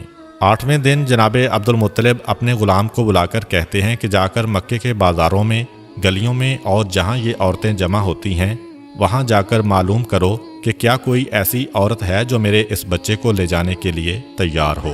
ادھر غلام گیا ادھر جناب آمنہ کی کنیز آتی ہے اور کہتی ہے کہ ہماری ملکہ آمنہ نے یہ درخواست کی ہے کہ آپ جس کا بھی انتخاب کریں ایک دفعہ اسے میرے پاس ضرور بھیج دیجئے گا۔ مکے سے کچھ فاصلے پر قبیلہ بنی سعد عرب کا ایک بہت بڑا قبیلہ تھا۔ بی بی حلیمہ کا تعلق اسی قبیلے سے تھا، اسی نسبت سے نام ہو گیا حلیمہ سعدیہ۔ جناب حلیمہ سعدیہ کہتی ہیں کہ ہم لوگ اپنے دستور کے مطابق سال میں 2 دفعہ مکے جاتے تھے اور جانے کے بعد وہاں کے صاحبان دولت اور جو سردار ہیں ان کے بچوں کو لے کر آتے تھے۔ اس سال ہمیں جانے کی جلدی تھی کیونکہ ہمارے علاقے میں قحط شدید سے شدید ہوتا جا رہا تھا۔ جائیں گے تو کسی صاحب دولت کا کسی سردار کا بیٹا ملے گا تو ہماری پریشانی دور ہو جائے گی۔ چنانچہ ہمارا قافلہ نکلا، سارا قبیلہ ایک ساتھ چل رہا ہے، پورے قبیلے کا ایک ہی پیشہ ہے، مرد اور عورتیں سب ساتھ جا رہے ہیں۔ جناب حلیمہ سعدیہ کہتی ہیں کہ میں اس پورے سفر میں بے حد پریشان رہی، اس لیے کہ میں جس سواری پر سوار تھی وہ ایک گدھی تھی اور بیمار تھی، اس سے چلا نہیں جا رہا تھا، بڑی سست رفتاری سے چل رہی تھی۔ اب میں بھی شرمندہ کہ قبیلے والے میری وجہ سے پریشان ہیں۔ قبیلے والوں کے آپس میں ایسے تعلقات ہیں کہ کسی کو چھوڑ کر قبیلہ آگے بھی نہیں بڑھ سکتا۔ میرے سست جانور کی وجہ سے سارے قبیلے کو آہستہ آہستہ چلنا پڑ رہا ہے۔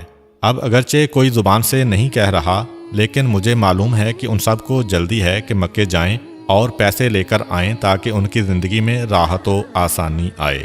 دوسرا میرا مسئلہ یہ تھا کہ قحط کی وجہ سے میرے پاس کھانے کے لیے تو کچھ تھا نہیں، اپنی غذا کے لیے فقط ایک اونٹنی تھی، اس کا دودھ نکال کے ہم لوگ پیا کرتے تھے۔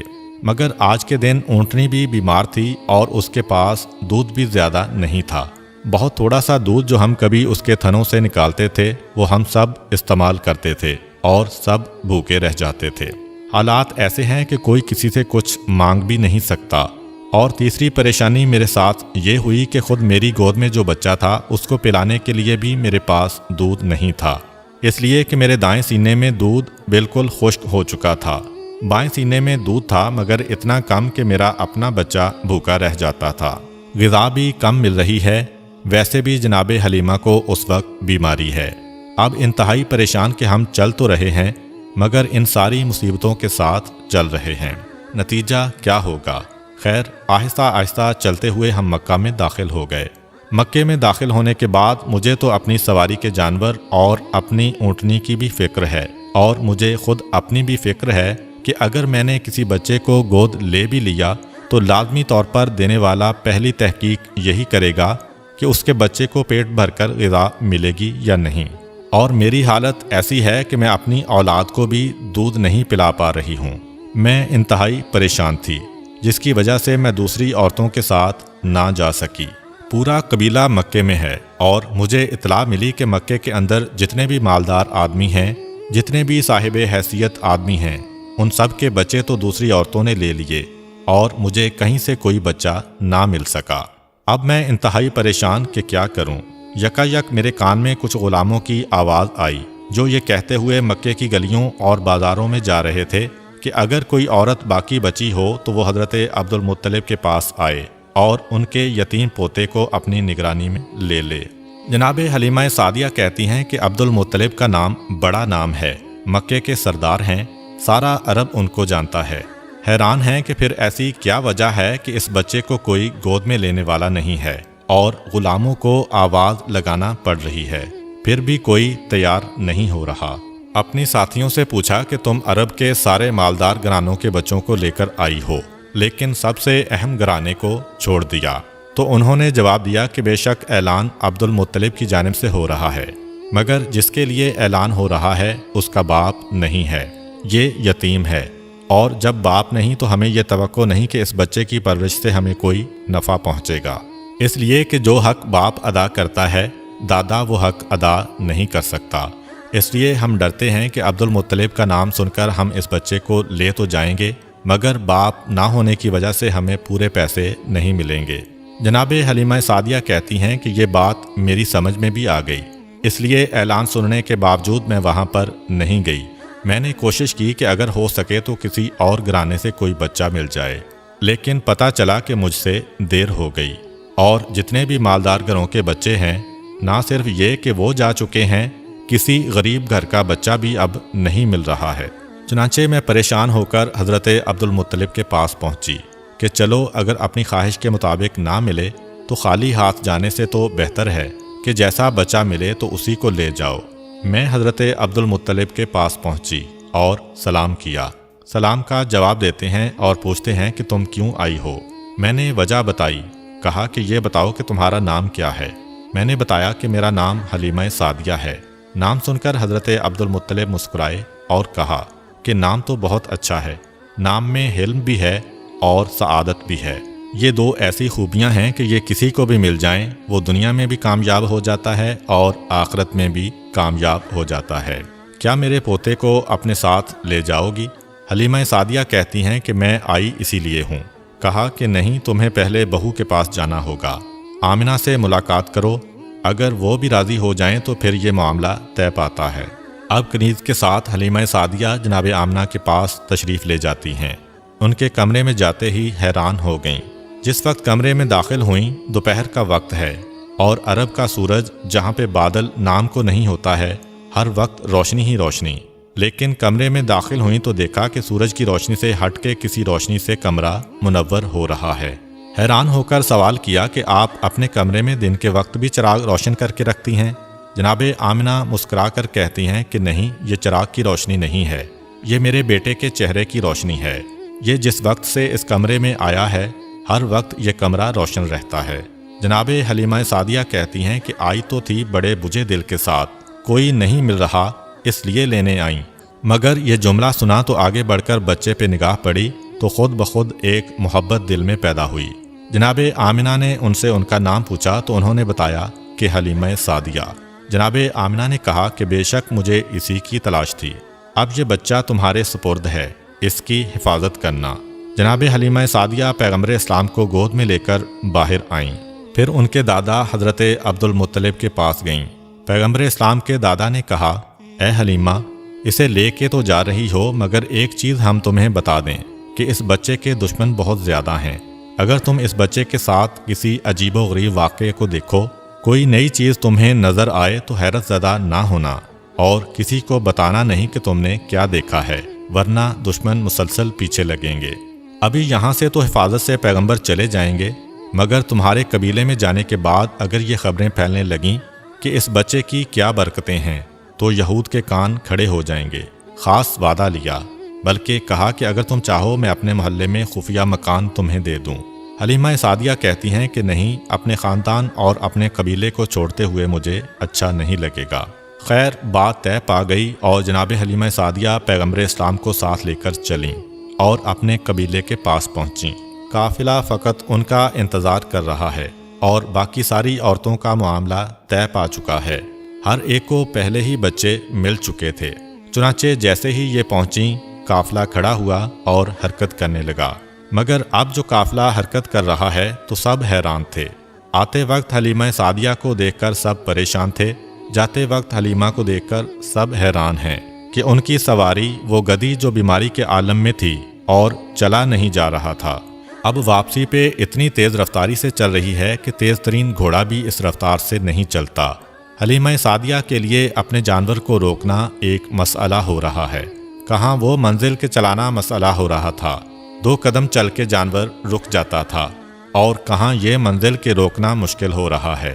حلیمہ سعدیہ یہ دیکھ کر حیران و پریشان کہ یہ تھوڑی سی دیر میں کیا معجزہ پیش آ گیا، اور پھر جب دوپہر کے وقت کھانے کا وقت آیا تو یہ دیکھ کر حیران ہو گئیں کہ میری اونٹنی جس کے تھنوں میں اتنا دودھ نہیں آتا تھا کہ ایک آدمی پیٹ بھر کے اسے پی سکے، اس وقت اتنا دودھ ہے کہ سارے قبیلے میں پیش کیا جا رہا ہے اور ختم نہیں ہو رہا ہے۔ یہ کیا عجیب و غریب واقعات پیش آ رہے ہیں۔ مگر جناب عبدالمطلب کی نصیحت اب سمجھ میں آنے لگی کہ خبردار کوئی بھی عجیب و غریب واقعہ پیش آئے تو کسی کو بتانا نہیں کہ تم نے کیا دیکھا، بچے کے دشمن زیادہ ہیں۔ جناب حلیمہ چل رہی ہیں مگر ابھی تک فیصلہ نہیں کر پا رہی ہیں کہ ان واقعات کا مطلب کیا ہے۔ پھر قافلہ تھوڑی دور گیا تھا کہ حلیمہ سعدیہ کو پروردگار کی جانب سے بتایا گیا کہ کیا واقعہ پیش آ رہا ہے۔ حلیمہ سعدیہ اتنی بھی حیران نہ ہو کہ گھبرا کر اس بچے کو ہاتھ سے چھوڑ دے۔ جناب حلیمہ قافلے سے تھوڑا آگے ہیں، قریب سے ہرنوں کا ایک غول دوڑتا ہوا نکلا اور ان کو دیکھ کے رک گیا۔ یہ بات ہرن کی فطرت کے بالکل خلاف ہے، کیونکہ ہرن انسانوں کو دیکھ کر بھاگتا ہے۔ ان میں سے ایک ہرن نے انسانی آواز میں کہا، اے حلیمہ سعدیہ، جس بچے کو لے جا رہی ہو انتہائی بابرکت و خوش قسمت بچہ ہے، کائنات کا سردار بننے والا ہے، حفاظت کے ساتھ لے جانا، عزت و احترام کے ساتھ اس کی پرورش کرنا۔ یہ کہہ کر ہرن غائب ہو گئے۔ حلیمہ سعدیہ ہرن کی زبان سے انسانی آواز میں اس بچے کے بارے میں گفتگو سن کے چونکیں، اور وہی جواب ہرن نے دیا جو سوال بہت دیر سے میرے ذہن میں تھا کہ یہ کیا عجیب و غریب واقعات پیش آ رہے ہیں۔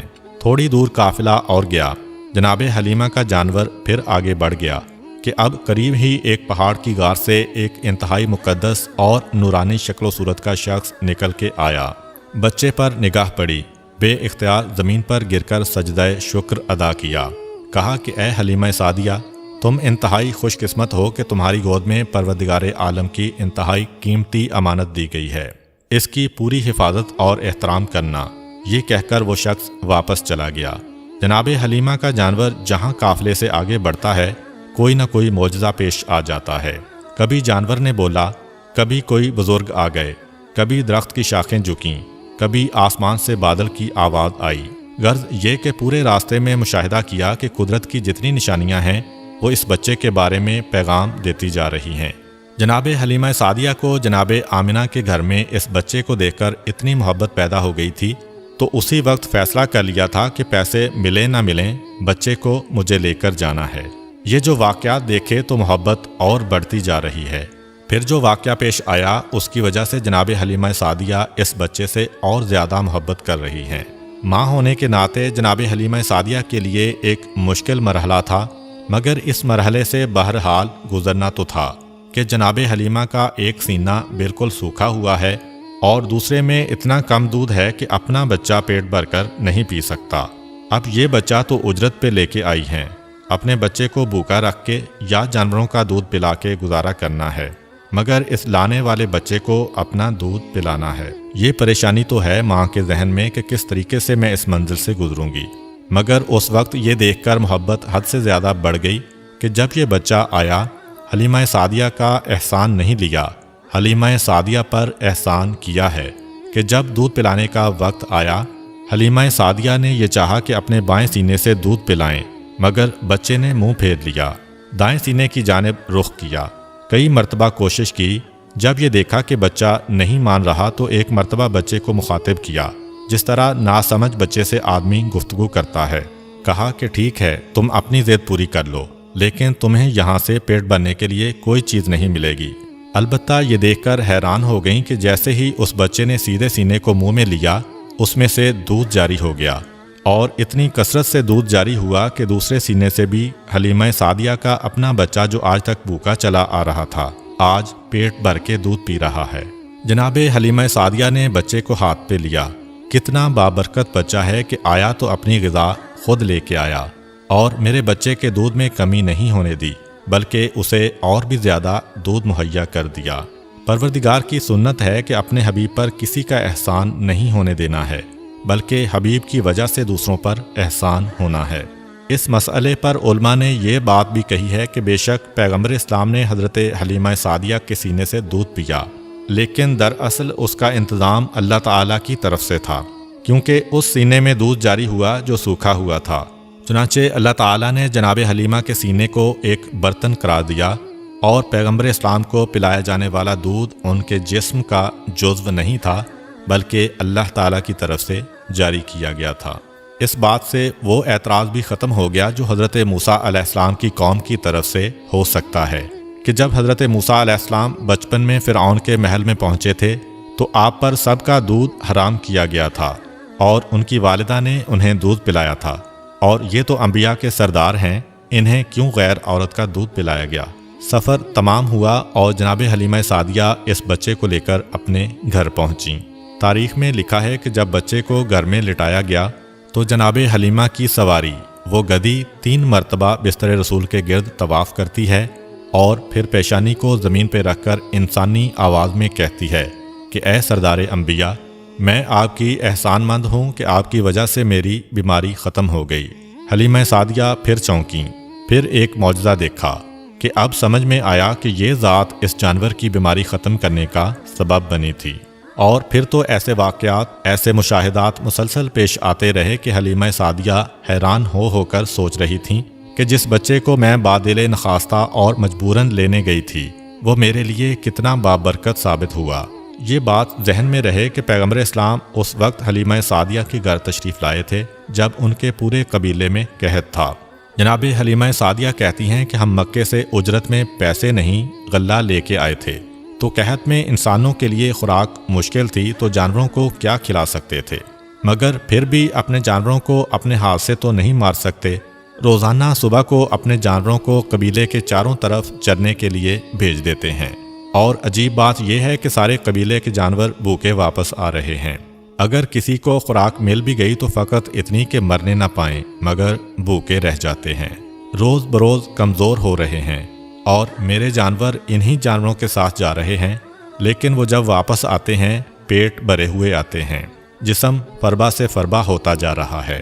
سارا قبیلہ حیران ہے کہ سارے جانور ایک ساتھ ہی ایک جگہ پہ جا رہے ہیں، لیکن سارے قبیلے کے جانور کمزور ہوتے جا رہے ہیں، اور حلیمہ سعدیہ کے جانوروں کے ساتھ اتنی برکت۔ جناب حلیمہ سعدیہ کہتی ہیں کہ جب یہ بچہ میرے گھر میں آیا اس وقت میرے گھر میں بھیڑ بکریاں، اونٹ اور باقی جانور ملا کر کل 22 جانور تھے، اور جب 5 سال بعد یہ بچہ ہمارے گھر سے گیا تو ہمارے جانوروں کی تعداد 1020 ہو چکی تھی۔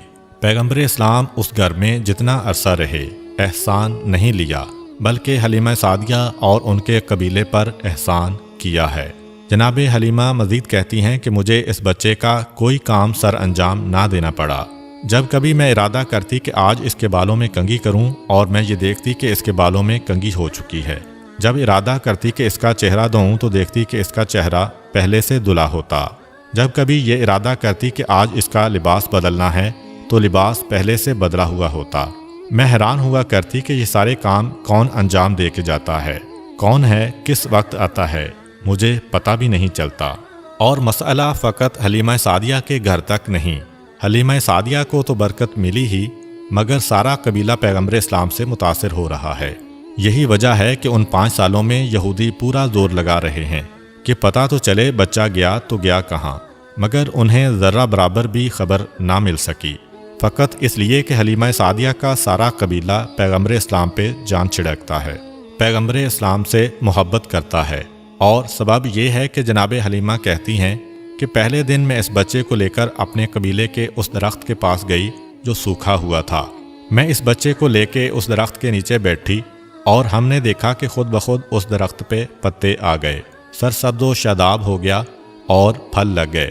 اور فقط درخت کا مسئلہ نہیں ہے، جس کے گھر میں اس بچے کو لے کر جاؤں وہ گھر خوشحال ہو جاتا ہے، جو اس بچے کے قریب آ جائے اس کی قسمت ہی بدل جاتی ہے۔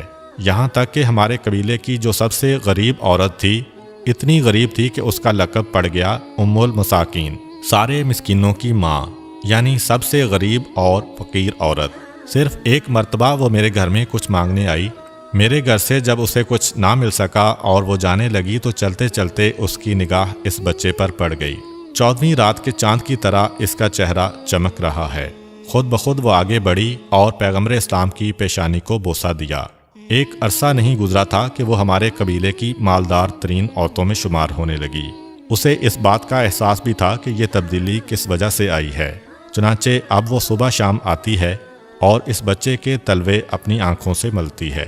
تو اب پورا قبیلہ کسی نہ کسی طرح پیغمبر اسلام سے استفادہ کر رہا ہے، اور سارے قبیلے کی برکتیں بڑھتی جا رہی ہیں، اور سارا قبیلہ پیغمبر اسلام سے محبت کرنے والا ہے۔ عجیب و غریب باتیں دیکھ رہے ہیں مگر کسی کو نہیں بتا رہے ہیں۔ پیغمبر اسلام درخت کے قریب سے گزریں تو اگر سوکھا ہوا درخت ہے تو وہ سرسبز و شاداب ہو جائے، سرسبز و شاداب درخت ہے تو اس کے سبزے میں اور اضافہ ہو جائے۔ کسی نہر کے قریب سے گزریں، اگر سوکھی نہر ہے تو پانی جاری ہو جائے، اگر پانی جاری ہے تو پانی کی مقدار بڑھ جائے۔ جس کے کھیت کے قریب سے گزریں اس کی فصل کئی گنا بڑھ جائے۔ اس کے ساتھ ساتھ ان کے جانوروں کی تعداد بھی بڑھ رہی ہے، اور عرب میں اس وقت جانوروں کو سونے چاندی سے بھی زیادہ قیمتی سمجھا جاتا تھا، مگر جہاں جانوروں کی تعداد زیادہ ہو رہی ہے وہاں پر ان کے دشمن بھی زیادہ ہوتے جا رہے ہیں۔ چنانچہ عرب کے صحرا میں بھیڑیے بڑی کثرت کے ساتھ تھے، اور ہر قبیلے کا مسئلہ یہ ہوتا تھا کہ اپنے جانوروں کو بھیڑیے سے کیسے بچایا جائے۔ پیغمبر اسلام کے آنے سے انسانوں کو تو برکتیں ملیں، مگر کسی جانور کو بھی نقصان نہیں پہنچ سکتا ہے۔ ابتدا میں بعض جانور اس قبیلے کے کچھ جانور اٹھا کر لے گئے تھے، مگر بعد میں جب پیغمبر اسلام نے دعا کی تو ان جانوروں کو خود وہ بکریاں لا کر واپس کرنا پڑیں۔ چنانچہ اس قبیلے کے لیے سب سے اطمینان کی بات یہی تھی کہ پیغمبر اسلام کے وجود کی وجہ سے ہمارے جانور بھی محفوظ ہو گئے۔ یہ تمام مناظر دیکھ کر سارا قبیلہ پیغمبر اسلام سے محبت کر رہا ہے، اور پیغمبر اسلام تو گویا اب اس قبیلے کے سردار بن گئے۔ ایک دن پیغمبر اسلام اپنی ماں حلیمہ سعدیہ سے شکایت کرتے ہیں، کیونکہ دودھ کے ذریعے بھی وہ سارے رشتے قائم ہوتے ہیں جو خون کے ذریعے ہوتے ہیں، اس لیے حلیمہ سعدیہ پیغمبر اسلام کی ماں قرار پائیں۔ شکایت کرتے ہیں کہ میں سارا دن سائے میں بیٹھ کر آرام کرتا ہوں، لیکن میرے بھائیوں کو جانور چرانے کے لیے سارا دن دھوپ میں جانا پڑتا ہے، صحراؤں میں گھومنا پڑتا ہے۔ یہ آپ کیسی ناانصافی کر رہی ہیں؟ کل سے میں بھی ان کے ساتھ جاؤں گا۔ جناب حلیمہ سعدیہ منع کرتی ہیں کہ بیٹا، تم میں اور ان میں فرق ہے، لیکن پیغمبر اسلام تسلیم نہیں کرتے۔ کہا کہ مجھ سے یہ برداشت نہیں ہو رہا کہ ایک گھر میں رہنے والے دو بھائیوں میں سے ایک آرام سے رہے اور ایک زحمت کے ساتھ رہے۔ میں خود اپنے بھائیوں کی خدمت کے لیے جاؤں گا۔ حلیمہ سعدیہ نے منع کرنا چاہا، کیونکہ فقط حلیمہ کے گھر کی ہی بات نہیں ہے، اب تو سارے قبیلے کی عزت کا معاملہ ہے، سارا قبیلہ احترام کرتا ہے۔ اگر لوگوں نے پلٹ کر مجھ سے پوچھ لیا کہ حلیمہ جو سارے قبیلے کے لیے برکت لے کر آیا، تم اسے ہی اپنے گھر کے کام کے لیے بھیج رہی ہو، تو میں کیا جواب دوں گی؟ مگر پیغمبر نے اتنا اصرار کیا کہ حلیمہ سعدیہ مجبور ہو گئیں، اور اگلے دن سے پیغمبر اسلام نے آقا کی حیثیت کے بجائے برابر کے ساتھی کی حیثیت سے اپنے بھائیوں کے ساتھ جانا شروع کر دیا۔ ایک مرتبہ جب آپ ان کے ساتھ بکریاں چرانے گئے تو وہ یہ دیکھ کر گھبرا گئے کہ قریب کی پہاڑی سے دو نوجوان اتر کر آئے، ہمارے بھائی کے قریب آئے، بازوؤں سے انہیں تھاما اور لے کر پہاڑی پر جا کر غائب ہو گئے۔ چیختے ہوئے اور فریاد کرتے ہوئے قبیلے میں آئے۔ ماں سے کہا، غضب ہو گیا، جو ہمارے بھائی ہیں جنہیں آپ مکہ سے لے کے آئی ہیں، پتہ نہیں کون سے دو آدمی آئے اور انہیں لے کر فرار اختیار کر گئے۔ حلیمہ سعدیہ کو حضرت عبد المطلب کی یہ پیشین گوئی یاد ہے کہ دیکھو اس بچے کی حفاظت کرنا، دشمن مسلسل اس کے پیچھے لگے ہیں۔ گھبرا گئیں، سارے قبیلے میں فریاد کی۔ قبیلے کے مرد و زن دوڑتے ہوئے آئے، اس پہاڑی پر چڑھنے لگے جہاں کا اشارہ کیا تھا، تو یہ دیکھ کر حیران ہو گئے کہ پہاڑی پر وہ بچہ بڑے آرام کے ساتھ اس انداز میں لیٹا ہوا ہے کہ سر پہ تاج ہے، جسم پہ شاہی لباس ہے۔ دو نوجوان دائیں بائیں بیٹھے ہوئے جسم دبا رہے ہیں، اور ایسا لگ رہا ہے کہ غلام آقا کے سامنے بیٹھے ہیں۔ سامنے سارے ہجوم کو آتے ہوئے دیکھا، ایک لمحے میں وہ لوگ غائب ہو گئے۔ پیغمبر اسلام مسکراتے ہوئے کھڑے ہوئے، جناب حلیمہ سعدیہ سے کہا کہ مادر گرامی، آپ کو پریشان ہونے کی ضرورت نہیں ہے، پروردگار عالم کی جانب سے یہ میرے محافظ تھے جو ہر لمحے میرے ساتھ رہتے ہیں، ان کے ہوتے ہوئے کوئی مجھے نقصان نہیں پہنچا سکتا۔ اب حلیمہ سعدیہ کو کچھ اطمینان ہوا۔ اس کے بعد بھی 3 مرتبہ پیغمبر اسلام اس طرح غائب ہو گئے تھے، لیکن اب حلیمہ سعدیہ کو اطمینان ہوتا تھا۔ 2 سال کا عرصہ گزر جانے کے بعد حلیمہ سعدیہ پیغمبر اسلام کو لے کر ان کے دادا سے ملانے آتی ہیں۔ ابھی مکے کے قریب پہنچی تھیں، کسی کام کے سلسلے میں خیمے سے باہر آتی ہیں۔ یکا یک اندھیرا سا چھایا، اور پھر حلیمہ سعدیہ واپس جو آئیں تو یہ دیکھا کہ بچہ غائب ہے۔ حلیمہ سعدیہ تو پریشان ہو گئیں، مگر وہاں حضرت عبد المطلب خانہ خدا کے قریب بیٹھے ہیں، مسند بچھی ہوئی ہے۔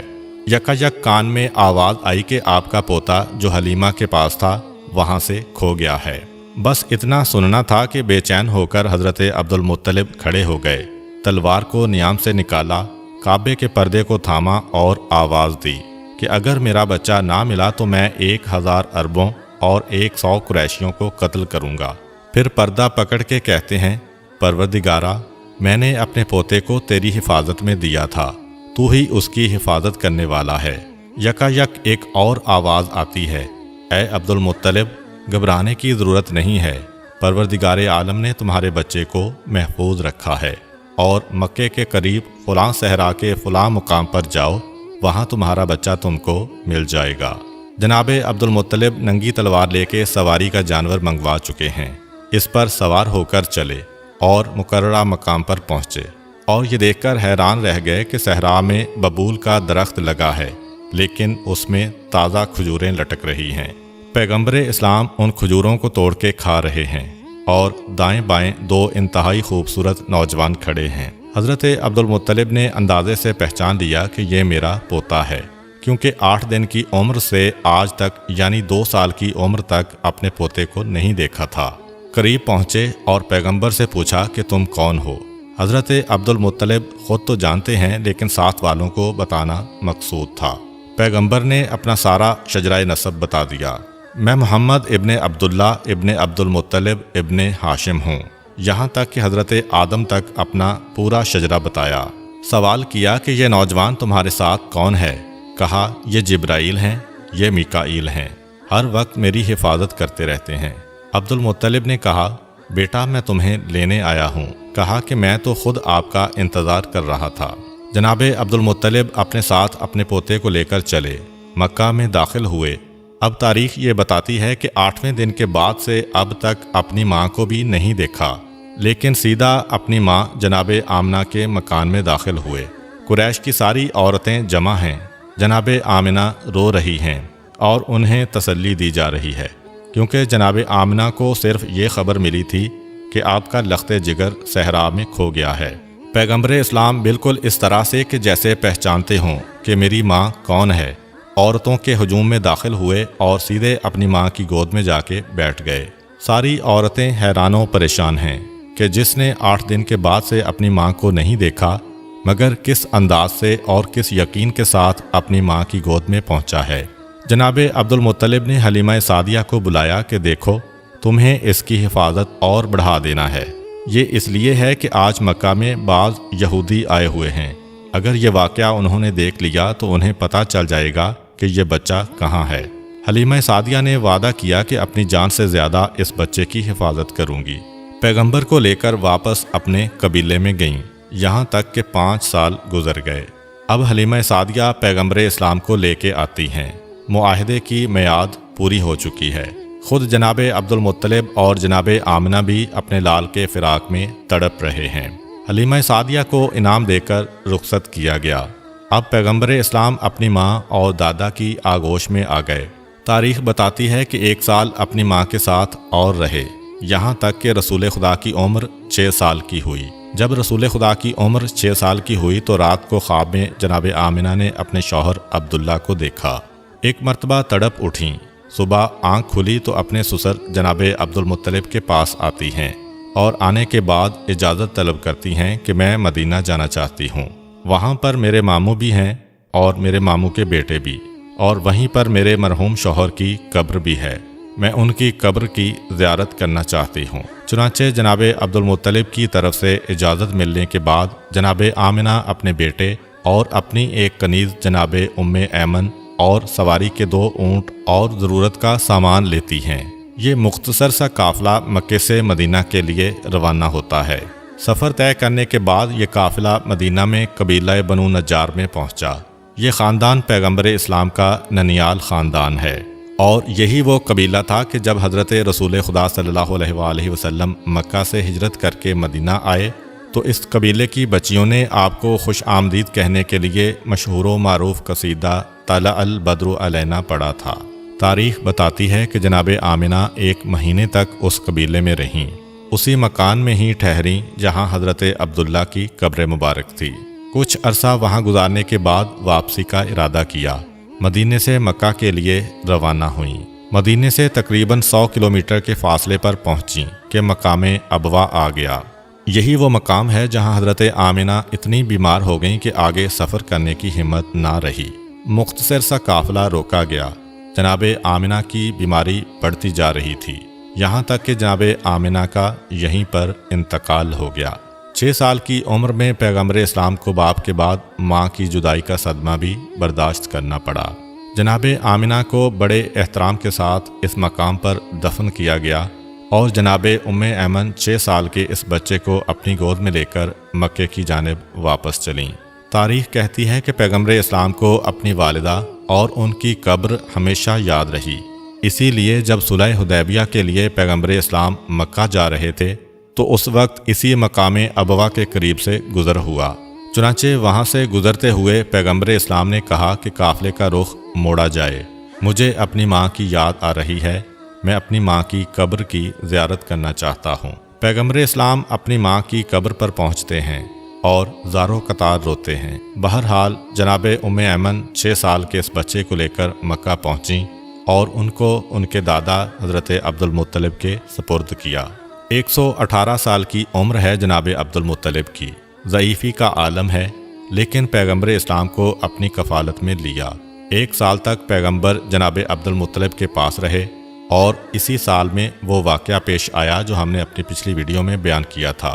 یہودیوں نے رسول خدا کی دعوت کی اور یہ ارادہ کیا کہ حرام کھلا کر دیکھیں کہ یہ رسول ہے کہ نہیں، اور ناکام ہو گئے۔ جب پیغمبر اسلام کی عمر 7 سال کی ہوئی اور حضرت عبد المطلب 119 سال کے ہوئے، تب ایک ایسا واقعہ پیش آیا جس میں پیغمبر اسلام کے پاس کچھ ایسے تحفے آئے جو پیغمبر اسلام کی ساری زندگی پیغمبر کے ساتھ ساتھ رہے۔ وہ واقعہ یہ تھا کہ اسی زمانے میں یمن کے حاکم سیف نے مکے پر قبضہ کر لیا اور مکے کو اپنی حکومت میں شامل کر لیا۔ جناب عبد المطلب ان دنوں مکہ میں نہیں تھے۔ جب واپس آئے تو پتہ چلا کہ یہ واقعہ پیش آیا ہے۔ مکے والوں کی سلامتی عبد المطلب اپنی ذمہ داری سمجھتے ہیں۔ کہا کہ میں خود حاکم یمن سے جا کے بات کروں گا اور اسے بتاؤں گا کہ یہ خدا کا محترم شہر ہے، یہاں والوں پر نہ کوئی ٹیکس لگایا جائے نہ ظلم کیا جائے۔ اپنے ایک مختصر سے وفد کو تیار کیا اور مکہ سے یمن چلے۔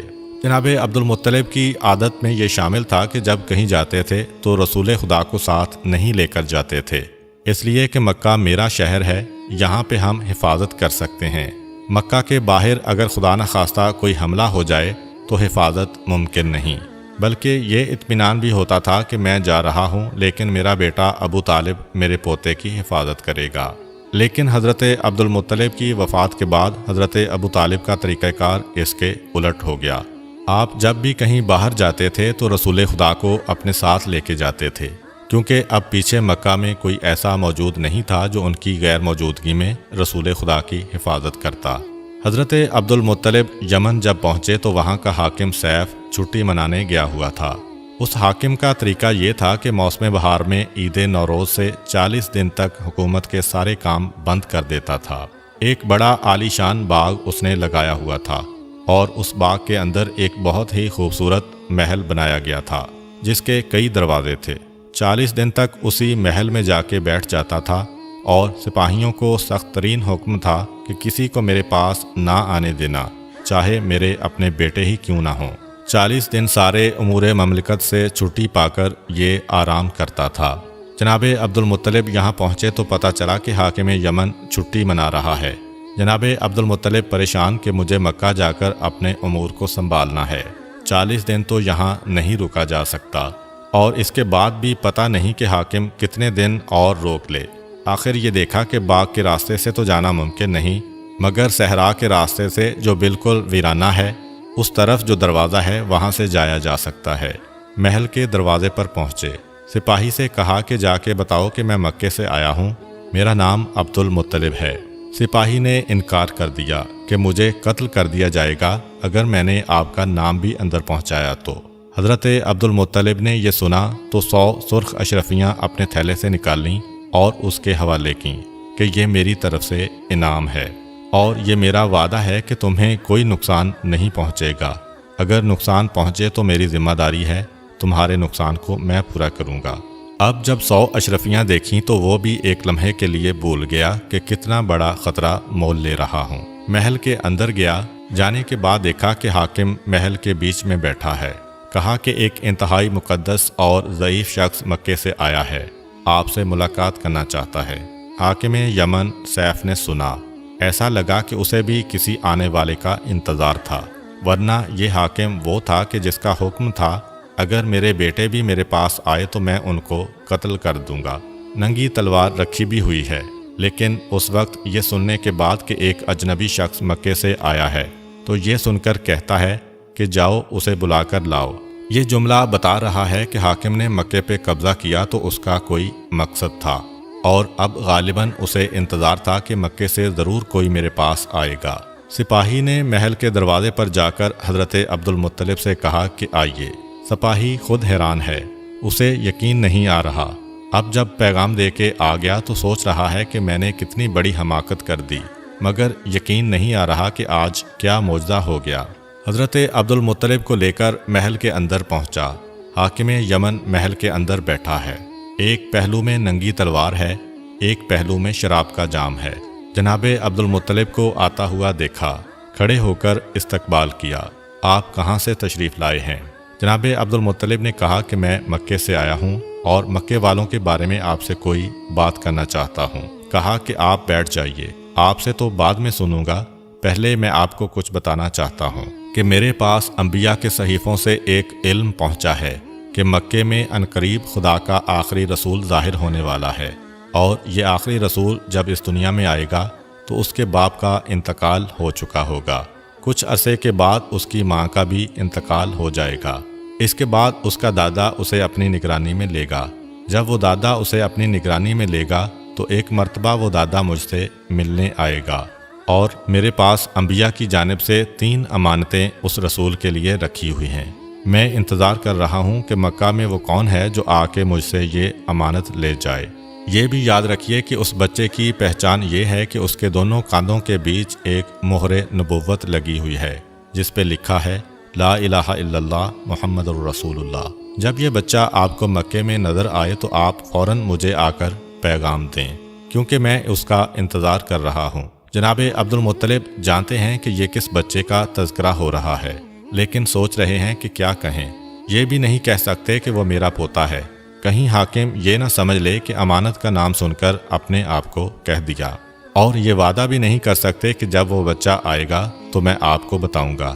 یہ بھی ایک طرح سے غلط وعدہ ہے۔ بیٹھے ہوئے ہیں۔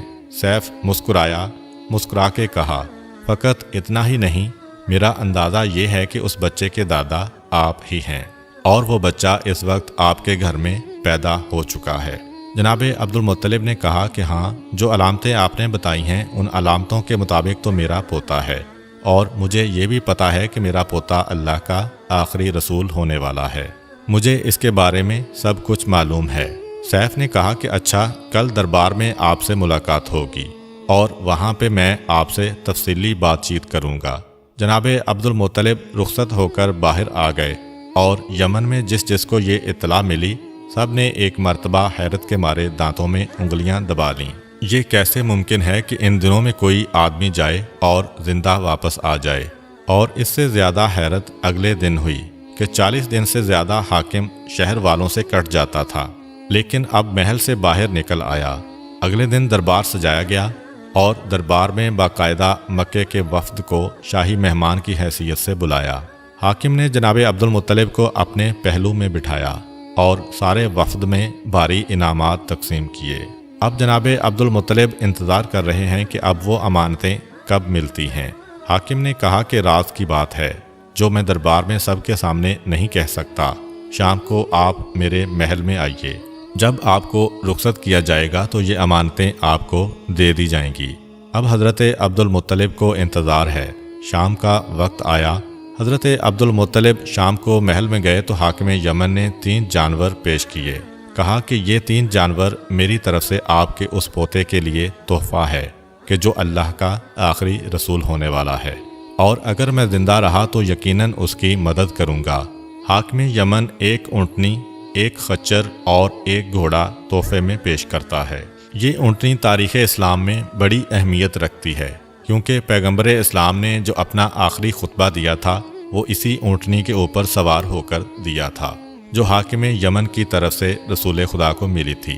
یہ تینوں جانور پیغمبر اسلام کے ساتھ مدینے میں بھی تھے۔ چنانچہ تاریخ بتاتی ہے کہ جب پیغمبر اسلام ہجرت کر کے گئے تو حضرت علی علیہ السلام کو بستر پہ سلایا گیا، اور ایک اور ذمہ داری آپ کے سپرد کی گئی کہ خاندان بنی ہاشم کی جو عورتیں ہیں جنہیں رسول خدا اپنے ساتھ لے کر نہیں گئے تھے، انہیں اور ان جانوروں کو اور خاندانی تبرکات کو لے کے مجھ سے مدینے میں ملاقات کرنا۔ تو یہ پیغمبر اسلام کے پاس وہ تحفے تھے کہ جو حاکم یمن کے ذریعے ان تک پہنچے اور آخری وقت تک پیغمبر کی خدمت میں رہے۔ حاکم یمن نے بتایا کہ یہ گھوڑا پروردگار عالم کی جانب سے ایک معجزے کے نتیجے میں وجود میں آیا، اور اس اونٹ کے بارے میں بھی روایت ہے کہ یہ خاص الخاص تحفہ پیغمبر اسلام کے لیے بنایا گیا۔ حاکم نے تینوں جانوروں کے بارے میں بتایا کہ اس اونٹنی پر میں اگر 6 مہینے بھی سفر کروں تو یہ تھکتی نہیں ہے اور اپنے سوار کو پریشان نہیں کرتی۔ گھوڑا ایسا بابرکت ہے کہ میں جس جنگ میں بھی اس پر سوار ہو کر گیا کبھی مجھے شکست نہیں ہوئی اور میرے قدم پیچھے نہیں ہٹے۔ خچر ایسا ہے کہ اس کے اوپر سوار ہو کر اگر تفریح کی جائے تو انسان کی تفریح کا لطف دوبالا ہو جاتا ہے۔ یہ خاص الخاص 3 تحفے ہیں، یہ آپ اس سال اپنے ساتھ لے جائیں۔ آئندہ سال جب آپ تشریف لائیں تو ایک اور اہم ترین راز ہے جو انبیاء کے صحیفوں میں ہے اور میرے سینے میں محفوظ ہے۔ میں وہ آپ تک پہنچاؤں گا تاکہ آپ پھر اپنے خاندان والوں کو یہ راز بتائیں۔ اپنے پوتے کی حد سے زیادہ حفاظت کریں۔ آئندہ سال مجھ سے ضرور ملاقات کریں اور میرا یہ عقیدہ سنتے جائیں کہ میں آپ کے پوتے کی نبوت پر ایمان لا چکا ہوں اور اگر زندہ رہا تو تلوار نکال کر ان کی مدد کروں گا۔ حضرت عبد المطلب کو خدا حافظ کہا۔ حضرت عبد المطلب انتہائی خوشی کے عالم میں واپس آ رہے ہیں، مکہ کے قریب پہنچتے ہیں۔ ایک مرتبہ مکہ والوں کو پتہ چلا کہ ہمارے سردار حاکم یمن سے بات چیت کر کے آ رہے ہیں۔ سارا مکہ استقبال کے لیے نکلا۔ پیغمبر اسلام ساتھ ہیں، مگر راستے میں ایک جگہ پتھر پر بیٹھ گئے اور مکے والے آگے بڑھ گئے۔ جیسے ہی یہ استقبالیہ ہجوم حضرت عبد المطلب کے پاس پہنچا تو حضرت عبد المطلب نے کسی کو نہیں دیکھا۔ پہلا سوال کیا کہ میرا پوتا کہاں ہے؟ اب لوگ ایک دوسرے کو دیکھ رہے ہیں۔ پتہ چلا کہ وہ تو راستے میں ایک جگہ آرام کے لیے بیٹھ گئے تھے۔ ہم آگے نکل آئے۔ جناب عبد المطلب نے کہا کہ میں کسی سے ملاقات نہیں کروں گا جب تک کہ اپنے عبداللہ کی نشانی کی زیارت نہ کر لوں۔ سب کو ہٹا کر آگے بڑھے اور خود پیغمبر اسلام کے پاس پہنچے۔ کہا کہ یہ 3 تحفے میں تمہارے لیے لایا ہوں۔ پیغمبر اسلام نے انتہائی خوشی کے ساتھ ان تحفوں کو قبول کیا۔ حاکم یمن کو دعا دی اور اس کے بعد ساری زندگی یہ تحفے پیغمبر کے ساتھ ساتھ رہے۔ یہ پیغمبر اسلام کی عمر کے 7ویں سال کا واقعہ ہے۔ 1 سال گزرا، پیغمبر اسلام 8 سال کے ہو گئے۔ اسی دوران مکہ میں قحط پڑا اور ایسا قحط کہ لوگ دانے دانے کو محتاج ہوتے جا رہے تھے۔ حضرت ہاشم کی ایک پوتی تھی، یعنی پیغمبر اسلام کی رشتے کی پھوپھی۔ انہوں نے ایک مرتبہ خواب میں یہ دیکھا کہ جب تک تم عبداللہ کے یتیم کے ذریعے سے دعا نہیں مانگو گے اس وقت تک مکہ والوں کی پریشانی دور نہیں ہو سکتی۔ خاندان بنو ہاشم کے لیے تو یہ کوئی مسئلہ ہی نہ تھا۔ اگلے دن یہ خواب جب مکہ میں پھیلا تو سب تیار ہو گئے۔ پیغمبر اسلام کو آگے آگے لے کر چلے اور مکہ کے باہر جا کر پیغمبر نے دعا مانگی۔ بارش تو ہوئی مگر ابو جہل وغیرہ جو پہلے ہی سے حسد کے مارے تڑپے جا رہے تھے کہ سارے اعزازات اس خاندان کو مل رہے ہیں، ایک مرتبہ ان کے حسد میں اور اضافہ ہوتا چلا گیا۔ 8ویں سال میں پیغمبر اسلام کو ایک اور صدمہ برداشت کرنا پڑا۔ 8 سال اور 8 مہینے پیغمبر اسلام کی عمر ہے۔ وہ وقت قریب آ رہا ہے کہ حضرت عبد المطلب کو یمن سے آئے ہوئے 1 سال ہو جائے گا۔ واپس جانا چاہتے ہیں مگر پروردگار عالم غالباً اس راز کو راز ہی رکھنا چاہتا ہے۔ خدا جانے حاکم یمن کیا بات کہنا چاہتا تھا، کیونکہ اس سے پہلے کہ حضرت عبد المطلب یمن جاتے، حضرت عبد المطلب بیمار پڑے اور مکہ میں ہی آخری وقت آ گیا۔ حضرت عبد المطلب کی حالت بگڑتی جا رہی تھی، یہاں تک کہ خاندان کے لوگوں نے طے کیا کہ حضرت عبد المطلب کو خانہ خدا کے قریب منتقل کیا جائے۔ چنانچہ جناب عبد المطلب کو خانہ خدا کے قریب لایا گیا اور ان کے لیے ایک مسند کو بچھایا گیا۔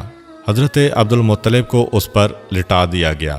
خانہ خدا کے دروازے کے قریب حضرت عبد المطلب انتہائی بے چینی سے چاروں طرف دیکھ رہے ہیں، جیسے کسی کو تلاش کر رہے ہوں۔ پیغمبر اسلام بھی پیچھے پیچھے آ رہے تھے۔ جب یہاں پہنچے تو سیدھا آگے بڑھ کر اس مسند پر قدم رکھا۔ ابو لہب جو رسول خدا کا چچا تھا، اس نے سوچا کہ موقع غنیمت ہے، آگے بڑھ کر پیغمبر اسلام کو روکا۔ حضرت عبدالمطلب جو غشی کی حالت میں ہیں، ایک مرتبہ آنکھیں کھولیں، چاروں طرف دیکھا، ایسا لگا کہ کسی کو ڈھونڈ رہے ہیں۔ کسی نے سوال کیا کہ آپ کس کو تلاش کر رہے ہیں؟ جواب نہ دیا۔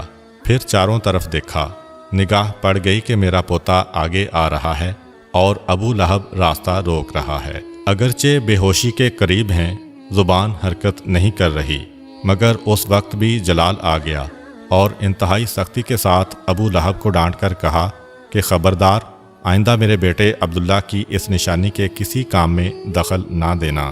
سارا مکہ جناب عبدالمطلب کو دیکھنے آیا ہوا تھا۔ ابو لہب نے اپنی توہین محسوس کی، مگر کیا کر سکتا تھا؟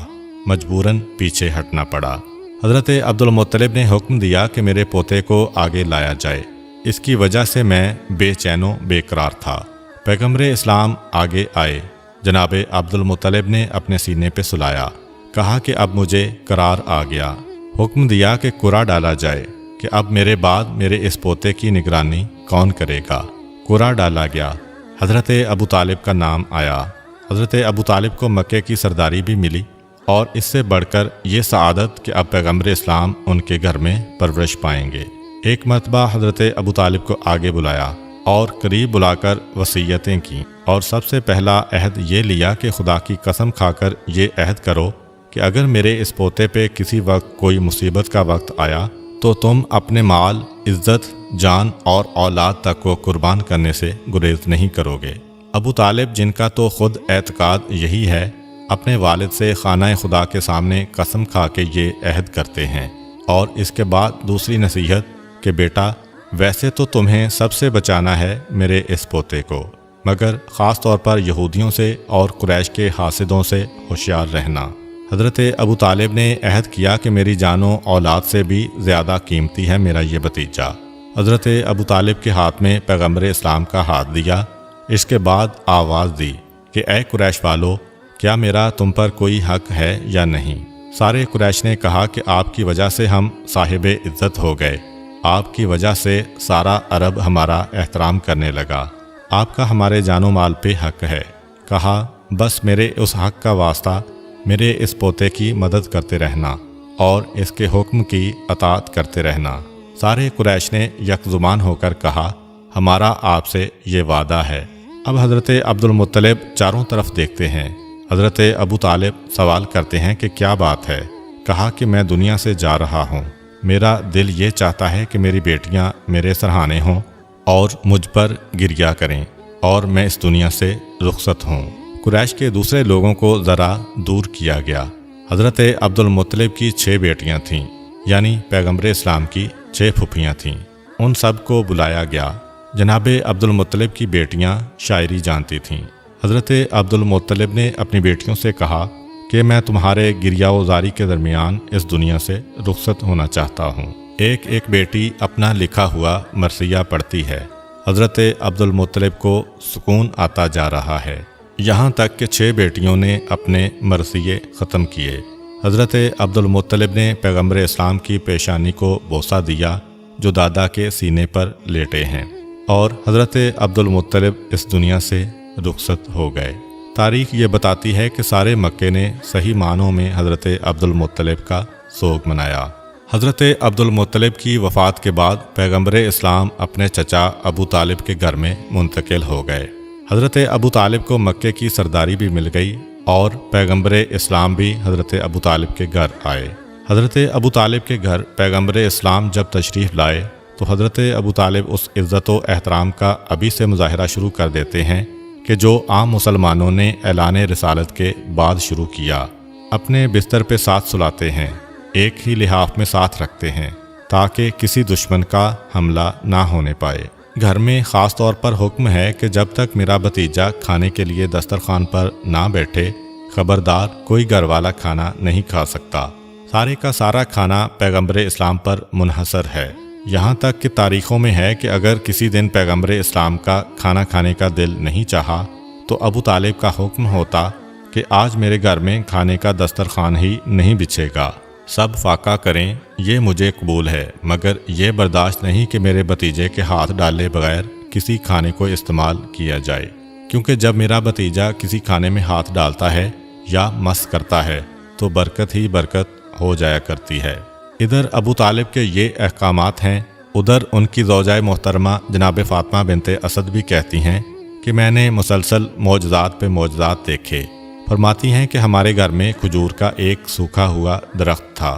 ایک دن رسول خدا مکان کے صحن میں داخل ہوئے، صحن میں آ کر کسی کام سے درخت کے قریب رک گئے، درخت پہ ہاتھ رکھا۔ جیسے ہی درخت پر ہاتھ رکھا تو درخت میں تازہ کھجور پیدا ہو گئے۔ درخت سوکھا ہے، سرسبز نہیں ہوا، مگر کھجور پیدا ہو گئی۔ جناب فاطمہ کہتی ہیں کہ اب کے بعد اس درخت کا یہ طریقہ ہو گیا کہ دن میں کم سے کم ایک مرتبہ اس میں کھجوریں ضرور آیا کرتی تھیں، اور میں ان کھجوروں کو توڑ کر اپنے گھر والوں کو کھلایا کرتی تھی۔ ایک دن ایسا اتفاق ہوا کہ اس کھجور کے درخت نے ناغہ کر دیا اور کھجوریں نہیں دیں۔ اب پریشان، کیونکہ عادت پڑ گئی تھی۔ تھوڑی دیر بعد میرا بھتیجا مکان میں داخل ہوا۔ میں نے اس سے ایک طرح کی شکایت کی کہ اس درخت کو کیا ہو گیا ہے، اس نے کھجوریں دینا بند کر دی ہیں۔ اتنا سننا تھا کہ میرا بھتیجا آگے بڑھا اور درخت کے قریب پہنچا۔ جناب فاطمہ بنت اسد فرماتی ہیں کہ میں نے دیکھا کہ درخت کی شاخیں جھکیں، پیغمبر اسلام کے چہرے کے قریب آئیں۔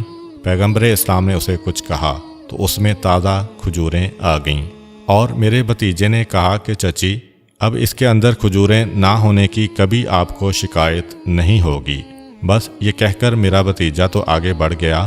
میں نے ایک مرتبہ اپنے ہاتھ اٹھائے، پروردگارا، اتنا بڑا مقام ہے میرے بھتیجے کا، اس کا واسطہ تو مجھے ایک ایسی اولاد عطا فرما جو اسی کی مثل ہو اور ہمیشہ اس کا ساتھی بن کر رہے۔ جناب فاطمہ بنت اسد کہتی ہیں کہ جب میرے گھر میں میرا چوتھا بیٹا پیدا ہوا، جس کا نام ہم نے علی رکھا، تو مجھے یقین تھا کہ یہ ضرور اس دن کی دعا کا نتیجہ ہے جو میں نے پیغمبر اسلام کے معجزے کو دیکھ کر مانگی تھی۔ اب پیغمبر اسلام اس گھر میں اس انداز سے رہ رہے ہیں کہ ابو طالب باپ جیسی محبت دے رہے ہیں، اور فاطمہ بنت اسد واقعاً ماں بن کر پیغمبر اسلام کی پرورش کر رہی ہیں۔ امید کرتا ہوں کہ آپ کو آج کی ویڈیو اچھی لگی ہوگی۔ اگر آپ کو ہماری ویڈیو اچھی لگی ہے تو ویڈیو کو لائک کریں، اور مزید اس طرح کی ویڈیوز دیکھنے کے لیے ہمارا چینل سبسکرائب کر لیں۔ ملتے ہیں نیکسٹ ویڈیو میں، اجازت دیجیے، اللہ حافظ۔